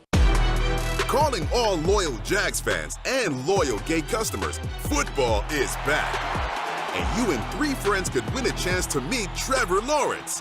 Entering is easy. Just buy any 5 28-ounce Gatorade or Gatorade Zero products at Gate with your MyGate Rewards app, and you'll be automatically entered. Not a MyGate Rewards member? Download the app and sign up today. See store for details. Alternate entry available at GatoradePromos.com/TLAW. If you are an experienced electrician looking for your next big opportunity, look no further than the Miller Electric Company, a trusted name in the industry for over 96 years. At Miller Electric, we tackle the biggest projects in the city, offering you the chance to showcase your skills on a grand scale. We believe in rewarding hard work with the best pay, top-notch benefits, and an unbeatable culture where people actually care about each other. Take your career to new heights with Miller Electric Company. Apply today at millercareers.com. Miller Electric, an equal opportunity employer. Want to cruise down an open road in high-performance style? Visit JacksCorvetteGiveaway.com for a chance to win the ride of your dreams. A brand new 2024 Corvette Stingray Coupe. With its sleek design and cutting-edge technology, this vehicle is built for speed and luxury. So what are you waiting for? Enter to win at JacksCorvetteGiveaway.com today. No purchase necessary. Open only to legal residents of the states of Georgia and Florida. 18 years of age and older. Some restrictions apply. Void where prohibited. Ends 11/15/24. For entry information and official rules, visit gotoeventlink.com/rules.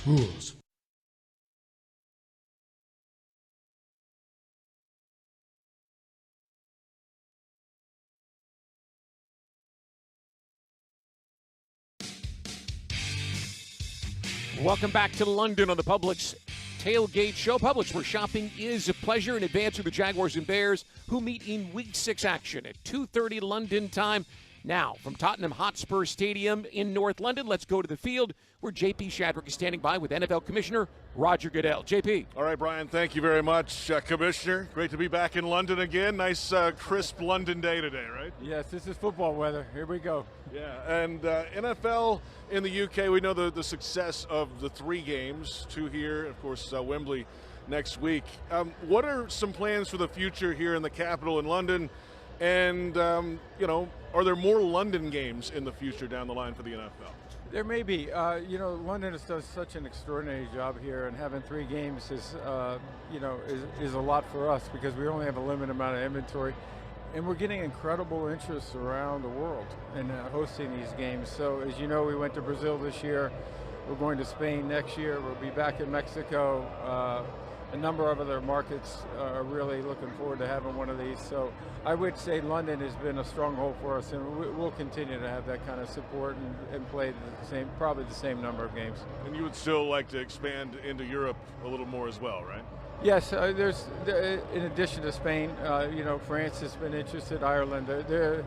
Really, we can't keep up with the interest, which is a good problem. So. Commissioner Roger Goodell with us. What did you learn last year from the Jaguars playing 2 games here? First team to do that.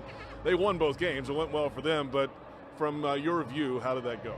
Well, then I think they went back and won 3 in a row, as I recall. But I think that was really important to us. And I remember talking, obviously, to Shad and your coach, and it just sort of, I think it became a bonding moment where the team had an opportunity to really bond and really come together. And we've seen that a lot throughout this experience. The Giants, the first year played here, came in with not a very strong record and went on and won the Super Bowl. And so I think going 2 weeks in a row, you're here longer, you're adjusting to the time zone, you're going home. It's seeing the Jaguars do that successfully was important. I think gave everyone the ability, hey, we can do more of this. Jaguars now in their 11th year in London. Shad Khan, his commitment to playing over here certainly kind of helped bolster the NFL games here in the UK, but his commitment to that and continued commitment to that is huge for the league, right? Yeah, Shad's been enormous. I don't think we would have the progress we've had, not just here in the UK, but frankly in the world, because he's been willing to continue to play here. I think it's been great for this market. I think it's been great for Jacksonville to be on this kind of a stage. So without his leadership, I think we'd be a step or 2 behind. And thankfully, he's committed to it and will continue to do the kind of work that he expects us to do. Commissioner Roger Goodell with us from the National Football League. Jaguars Stadium of the Future, the city of Jacksonville approved it this week. Meetings in Atlanta. What's your impressions of the plan so far? Well, we've been involved. Shad's kept us in close touch. I was down last fall when we were discussing this.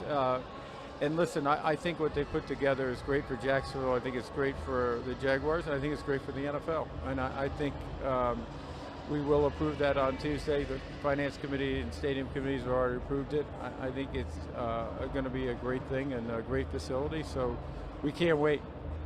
State of Florida has been affected lately. A couple of hurricanes have come through, obviously in the Big Bend and up into South Georgia and our listening audience as well, and then just south of Jacksonville from the Tampa area. I mean, what can folks around the NFL do to help those affected by these storms in our area around Jacksonville? Well, first, our hearts and minds are with all the people who have been impacted, and it's been a lot of people, as you say. And I think, we'll continue to try to play a leadership role with the Red Cross and trying to support them in their efforts.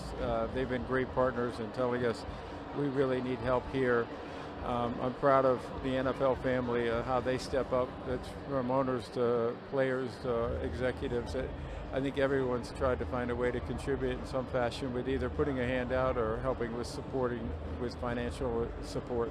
I think those are all really important, and we'll continue to do that and try to get everyone back on their feet quickly. Final thought with you. I mean, this is a showpiece game today. 2 number-1 pick quarterbacks going at it. Trevor Lawrence, Caleb Williams. If that doesn't sell NFL football, I don't know what does, right? It's going to be a great game for everybody here in this stadium, but everyone back in the States too. 2 great young talents, but a lot of other great young talent on these teams, so I can't wait. It'll be fun. Thanks for the time as always. Good luck to you. My pleasure. Thank you. All right, Brian, back to you upstairs. All right, JP, thanks so much. Commissioner Roger Goodell, a little bit of news there as he told us that he expects the owners will approve the Jaguars Stadium of the Future agreement with the city of Jacksonville, called it great for the Jaguars, great for the city, and great for the NFL, which, we have expected that was going to be something that would be approved, but you never know until it is, and it sounds good today in advance of the Tuesday meeting in Atlanta to know that is something that is coming. All right, let's take a look at the inactives. We've got them for you. And in one sense, this is a good sign because the Jaguars have inactivated or deactivated Miles Cole, the rookie 7th-round pick from Texas Tech, and Javon Foster, the rookie 4th-round pick from Missouri. And in addition, you've got Cole Van Lanen, a backup offensive lineman, Tyler Lacey, and Orlando Ledbetter, 2 backup defensive linemen who played a lot of football. However, you do have to look at it through the right lens, and that is Tyson Campbell is on injured reserve, Foye Oluokun on injured reserve, so 2 starters on the defensive side of the ball, and Devin Duvernay, who gave the Jaguars a real lift last week with that 54-yard punt return to flip the script. Well, he had a hamstring injury, and he went on injured reserve. So Jaguars have plenty of guys that they can count on.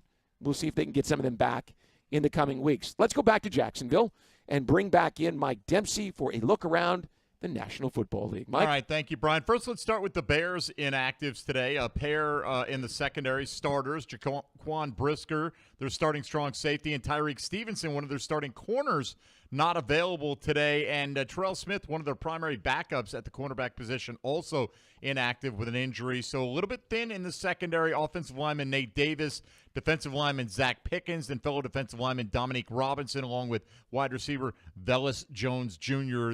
Conclude the Bears inactives today. Of course, while the Jags get the day started among the AFC South teams, the other 3 are all in action today. Fresh off their bye week, the 1-3 Titans will host the 2-3 Colts in Nashville. Tennessee will have standout defensive tackle Jeffrey Simmons back after a 1-game absence. Indianapolis will be without running back Jonathan Taylor for another game. He, of course, missed against the Jags last week, but they are expected to have quarterback Anthony Richardson and wide receivers Michael Pittman Jr. and Josh Downs available after that trio all missed some practice time during the week. Of course, Richardson unable to play last week and Joe Flacco in his stead. Meanwhile, the 4-1 Texans will travel to New England without wide receiver Nico Collins, who went on injured reserve this week with a hamstring issue. Houston's expected, though, to get running back Joe Mixon back for the first time since he injured his ankle in Week 2. The Texans will face the Patriots rookie quarterback Drake May, who makes his starting debut as New England looks for his second victory in 6 tries. We go to Detroit, where the Lions and running back David Montgomery have agreed to terms on a 2-year contract extension that's worth north of $18 million with $10.5 million guaranteed. Montgomery's new deal puts him under contract through the 2027 season. He has 271 rushing yards and 4 TDs through 4 games, 1 in each contest. Of course, Detroit had their bye last week. They returned to action against Dallas today. San Francisco running back Christian McCaffrey yet to see the field this week, said to be targeting a Week 10 return from Achilles tendonitis. The hope to get him back to practice in a couple of weeks and then activate him after the team's Week 9 bye. In the wake of Devontae Adams' trade request, Brian, the Raiders' star wide receiver will miss his third straight game today with what is reportedly a hamstring injury. Trade speculation swirling around Adams and numerous teams since the request, but nothing has reportedly come close to getting done. Las Vegas said to be seeking a package that includes at least a second-round pick, but a report from ESPN's Adam Schefter yesterday indicated the Raiders might opt to keep Adams for the rest of the season. Many people interpreted that report as Las Vegas just trying to create a little bit of leverage in a slow market. The NFL trade deadline is November 5th. And finally, speaking of the Raiders, Tom Brady and Richard Seymour's separate bids to purchase pieces of the franchise are expected to be approved when NFL owners gather for their fall meetings in Atlanta on Tuesday. Mike, let me give you a couple of other stories that I'm interested in and get your take on it. Sure. How about Tampa Bay at New Orleans today? Tampa Bay fled the Bay Area early in the week to get out of town before Hurricane Milton hit. It's not a terribly far trip, but still it's disruptive when you're going. So it's not like London where the Jags know everything that's going to happen on every given day and every place that they're going. I'll be interested to see if Tampa Bay has their legs underneath them. Yeah, you know, they make that trip every year, right? And they are division rivals. So I think, this was one they just thought better of for peace of mind, get out of town. I think the big story there is, what are we going to see from Spencer Rattler in his starting debut in the National Football League? Derek Carr's out for a while. Rattler made some noise in the preseason. Brian, of course, he's bounced around. At one point was looked at as a future number 1 overall pick in the NFL draft, and then just kind of his college career never took off in that direction, and finally ends up going to New Orleans. He had a nice preseason, so we'll see. He's got some moxie, a little bit of swagger to him, so I think he'll try to force that ball in there to Chris Olave and Rashid Shaheed today, and the Bucs will be playing likely without Rashad White, their starting tailback, although a lot of people who watch that team closely wonder if Bucky Irving, who will get the start today, is not the better of the two backs. So good division matchup in New Orleans. And the story in Cleveland, after opening day and the loss that they took, you weren't sure about Deshaun Watson. Then he came in and lit the Jaguars up, and you're thinking, all right, well, maybe the guy's got life. And today against Philadelphia, the Cleveland quarterback appears to still be fighting for his NFL future. Yeah, I mean, look, you look back and you wonder, how did the Jaguars manage to lose to this team that is struggling so greatly? And if it weren't for the fact that he's got a fully guaranteed contract, I think we'd be seeing Jameis Winston making starts already for the Cleveland Browns. Brian, I had more than one Cleveland reporter tell me this offseason on my SiriusXM show that they didn't bring Joe Flacco back because of a situation just like this, that as well as he played last year for them, the fan base would be chanting for Flacco to take over for Watson, and they didn't want to create that kind of a situation. But the good news for Cleveland is not this week, but next week they're already expected to get Nick Chubb active. He's opened up his practice window, returning from a very significant injury last year that if you had told many observers that he wouldn't play at all this year, they would have believed you. So the fact that he's going to be available potentially in Week 7 is a big boost for an offense that has gone nowhere so far this year. All right, there's your look around the National Football League. Mike, catch your breath, because when we come back, a fantasy forecast delivered by you. We're inside 20 minutes from the Jaguars Radio Network coverage of Countdown to Kickoff, which begins at 8:30 a.m. Eastern Time. Frank Frangie joins me from the broadcast booth. Up next, the Jags and Bears Week 6 action kickoff at 2:30 London time, 9:30 for those of you back in Jacksonville. You're listening to the Publix Tailgate Show. This is Jaguars Radio. It's game time, Jaguars fans, and Publix knows that football is all about pairings. A high-scoring offense paired with a stingy defense. A rocket-armed QB paired with a dynamic wide receiver. And at Publix, you can pair hot deli chicken tenders with savory dips, delicious sub-platters with ice-cold beverages, and you can pair these tailgate essentials with an entire parking lot full of Jaguars fans chanting, Duval! Gear up for your tailgate at Publix, the official supermarket of the Jacksonville Jaguars. Unlock your potential at the University of North Florida. A beautiful campus with an inspiring environment for learning, UNF is a key partner to Florida's booming industries, providing students with direct access to internships and jobs. Set a new course at UNF and soar into your future. Visit unf.edu to learn more. Mr. Chubby's Wings is a whole lot more than just wings. Craving the ultimate game day experience? Look no further. Swing by Mr. Chubby's and indulge in the biggest and best wings in town, all while soaking up the lively atmosphere with fellow sports fans. With plenty of game day specials and locations on the West Side, Fleming Island, Ponte Vedra Beach, and new this season, EverBank Stadium, they're here for all your game day needs. Mr. Chubby's Wings is a proud partner of the Jacksonville Jaguars. Mr. Chubby's Wings, before the game, after the game, and during the game. Want to cruise down an open road in high-performance style? Visit jackscorvettegiveaway.com for a chance to win the ride of your dreams. A brand new 2024 Corvette Stingray Coupe. With its sleek design and cutting-edge technology, this vehicle is built for speed and luxury. So what are you waiting for? Enter to win at jackscorvettegiveaway.com today. No purchase necessary. Open only to legal residents of the states of Georgia and Florida. 18 years of age and older. Some restrictions apply. Void where prohibited. Ends 11/15/24. For entry information and official rules, visit gotoeventlink.com/rules.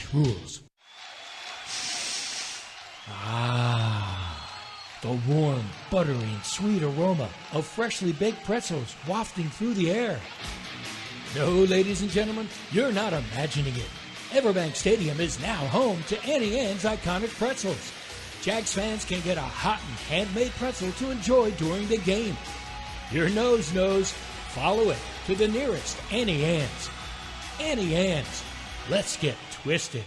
Hey, Jags fans, Extreme isn't always about heat. It's about flavor. And 505 knows flavor. So wake up those sleepy taste buds with 505's new lineup of premium craft salsa. Powered by the bud-kicking boldness of fire-roasted Hatch Valley chilies, 505 sauces are more than enough to bulk up any simple spread. Ignite your sense of boldness with 505's all-new assortment of fiercely fiery flavors featuring 505's new black bean and corn craft salsa. And of course, 505's award-winning flagship flavor, Southwestern style.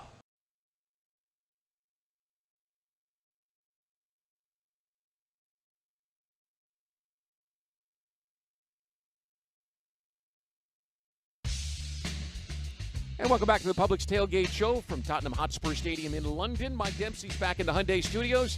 Jaguars Bears coming your way from Tottenham Hotspur Stadium at 9:30 in Jacksonville. Let's get a quick fantasy forecast from Mike Dempsey. Mike? All right, Brian, let's run through some of these games kicking off today. A dozen in addition to the Jags. Bears, Arizona at Green Bay. Christian Watson, questionable. He did practice this week. Most don't expect him to be back in the lineup yet. Luke Musgrave, their tight end, went on IR. That makes Tucker Kraft pretty much an every week play now in fantasy circles for the Green Bay Packers. Indianapolis at Tennessee. Anthony Richardson, Michael Pittman Jr., and Josh Downs all expected to give it a go for the Colts. Jonathan Taylor's out, so another Trey Sermon start, and Will Levis does return to the starting lineup after suffering a shoulder injury before the Titans' Week 5 bye. Houston at New England. Joe Mixon expected to be back for the Texans, although Nico Collins, the leading receiver in the NFL, went on injured reserve. Good opportunity for Stephon Diggs and Tank Dell to step up in his absence. Ramondre Stevenson out for the Patriots today. Antonio Gibson will get the start there. Tampa Bay at New Orleans. Rachaad White doubtful. Bucky Irving, the likely starter for the Bucs. Derek Carr's out, so Spencer Rattler will get the start for New Orleans. And quite frankly, Derek Carr wasn't hooking up much with Chris Olave. I don't think he could do a whole lot worse with Rattler in there. Cleveland at Philadelphia. Nick Chubb, we mentioned, set to return next week. Philadelphia at full strength coming out of the bye. They get A.J. Brown and Devontae Smith back at wide receiver. Washington is at Baltimore. No Brian Robinson for the Commanders, so it's a split backfield between Austin Eckler, who's probably an RB2 in PPR leagues, and Jeremy McNichols, who could serve as a flex with 4 teams on a bye today. Chargers at Denver. Gus Edwards goes on IR, so we'll see the debut of rookie Kamani Vidal backing up J.K. Dobbins for the Chargers. Pittsburgh at Vegas. Jalen Warren is back for the Steelers. Jacoby Myers doubtful for the Las Vegas Raiders. Not a whole lot to recommend for the Raiders against that Pittsburgh defense today outside of Brock Bowers. Atlanta at Carolina. Deontay Johnson expected to go despite a questionable tag. And then finally, Sunday night football, Brian, Malik Neighbors and Devin Singletary both out for the Giants this evening. Already ruled out. Darius Slayton was a big-time performer last week. Get him in your lineup if you can. Once again, and Tyrone Tracy, the rookie, will get his second consecutive start for New York. All right, Mike, thanks so much. Folks, we're about 10 minutes away from Countdown to Kickoff on the Jaguars Radio Network, presented by the University of Florida, the #1 university in the U.S. News and World Report's #1 state for education, and a product of the University of Florida. Joins me now, play-by-play man, Frank Frangie, who will call today's game. How are you, Frank? Brian, I'm doing well, man. It's good to see you here, and I like coming over here. I like the setting, the way it kind of feels, how excited people are here for American football. So I'm doing good. I'm excited to be here. Little inside baseball. Here you call the game behind a pane of glass that doesn't move. Right. It's that way in Kansas City now, too. Yep. That's different. Next week you will sit outside. Correct. In the stands, where I will go down after I get done here and sit in the stands. It's a little different than calling it in a press box in America. Yeah, this one feels like an American press box other than the glass. And you're right, Kansas City, a few of them have that. But other than that, this feels like an American broadcast booth. Next week's totally different. We're in the stands. Yeah. We literally, when they call soccer on the other side of the field, or the national TV broadcast has a booth, but as you know, the rest of us, we just sit in the stands and we kind of hang out and call it, so it's different. But I do, Brian. I love how excited people are here about it. You see people on the street, and you know this. You go through these stands, and there's every team represented. It's a kaleidoscope, isn't it? And they're all wearing jerseys, bro. And it's a real good feel, and it really is, and it's exciting, and there's an enthusiasm about it. This is a beautiful stadium. Yeah, Wembley's historic and older and seats more, but this Tottenham Hotspur Stadium is beautiful, and both stadiums, as you know, Brian, are going to be totally full of football fans, which is cool. And it couldn't be a better day for football. Yeah. Mid-50s, cloudy and overcast. The field conditions are exceptional. Let's talk about Doug Peterson's football team. Coming across the pond, pushed a little back by the hurricane, but it didn't interrupt their preparations. They just kept their steely-eyed focus on trying to build on the momentum of what they found last week. Did you see enough to get the sense that they're ready to do that? I felt all along, Brian, that they were better than their record. Now, I know you are what your record says you are. Bill Parcells said it, and I agree with it. Yet I felt like this team needed just get that first one. Yeah. Just get that one. The basketball shooter that needs to see it go through the hoop. I thought they needed to feel that way, so I thought last week really helped. I think this week their preparation was okay. They wanted to leave at 4 or 5 in the afternoon on Thursday. The storm pushed them back to about 9 or 10, but that let them get in a free day of work on Thursday, or a full day of work on Thursday. So I think they're okay, and I haven't been around them today, but I get the sense that they're okay. I get the sense that, and they know how to do this. Right. They've traveled here. The Jags have been here enough. Doug's been here a bunch, even with Philadelphia one time. So I think they know how to do this. I'm a big believer that there is an advantage to the teams that come here. That doesn't mean you're going to win every time. Right. But I think there's an advantage because the Jaguars, even through all these years of struggling, they're still over 500 here. They're 6-5 here. They've won 3 of the last 4 and the last 2 here. So I think it matters. I think it helps them, and I think the Jags will be in a good place today. They were almost 11 o'clock by the time they were actually wheels up, and what players were telling the coaches was it was easier to fall asleep because at that time of night you're ready to go to sleep as opposed to 5:30 when you get on the plane. So they may have accidentally stumbled into something that helps them. I think the adjustment's better when you're sleeping the whole time. I think you're right about that. And look, they're staying at the Grove. They're familiar there. You bet. I know Doug wanted to get him when he got him here. You know the theory, and you've done this trip enough times, we all have. You don't go to bed. No. You stay awake so you can get back on schedule. Well, I think the fact that they're staying at the Grove with that nice practice facility is right there, I think this works well for them. By the way, I was told that the food at the Grove is so exceptional, and I sampled a little bit of it. It was tomahawk steak night last night. Right. So it was good, and they like that. Yeah, they like knowing what they're getting. The food at the Grove, we're not staying there this year, but the food at the Grove's good. It was very good. Exceptional from that perspective. People don't want to hear about that. They want to hear about the quarterback and his favorite target, or one of his favorite targets with Brian Thomas Jr. out there. Evan Engram returns today. Big smile on his face. I talked to him as he walked off the practice field. He couldn't wait. I think it's going to help. I really believe this, Brian, that with a legitimate deep threat, honest to goodness, for the first time, a real explosive deep threat, we haven't had a guy like this since Jimmy Smith. Now, we'll see if he continues to be like this, but, for the sample size we haven't had a guy like Brian Thomas Jr. in a long time.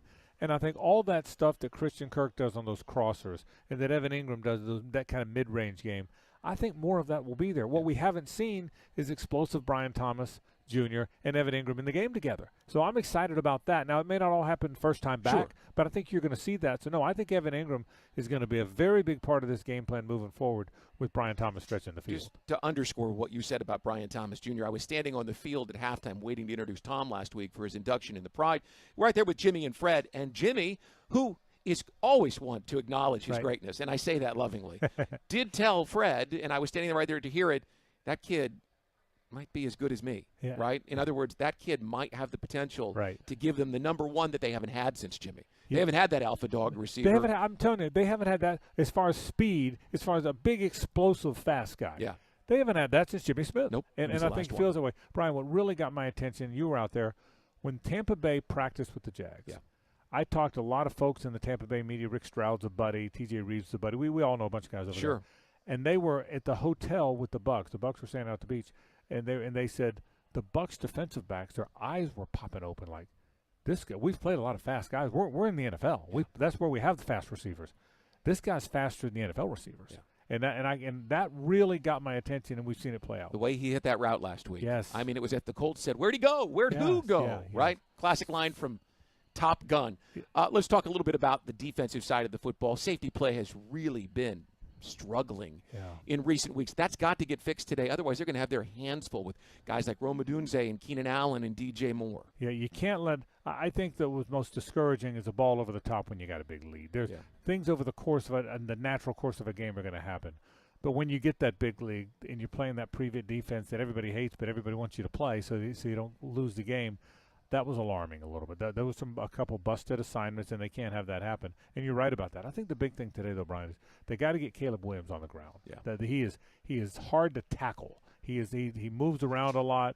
He's good off schedule. I heard Jeff and Tony telling you earlier that he's got a little Patrick Mahomes in him. Now, he's not there yet, but he does. So I think the big part of the game, you're right, the safeties can't get beat over the top, and they've got to get Caleb Williams on the ground when they get to him. All right, Frank, thanks so much. Have a great call today. Okay, Brian, thanks, buddy. Jaguars and Bears coming up from Tottenham Stadium in London. And up next, Jaguars radio network coverage and countdown to kickoff. The top stories of the day, Jags owner Shad Khan, and the final word before kickoff with Jaguars head coach Doug Peterson. Jaguars coming off of some momentum from their win last week, 37-34, over the Indianapolis Colts. And we talked all week long about what one win would mean for that football team. And what it means today is that the Jaguars find themselves in a position where they have the opportunity to stay in the race, perhaps set themselves up next week if they can win today. All right, Jags-Bears coming up in Week 6 in London. Thanks for listening to the Publix Tailgate Show, and you're listening on Jaguars Radio.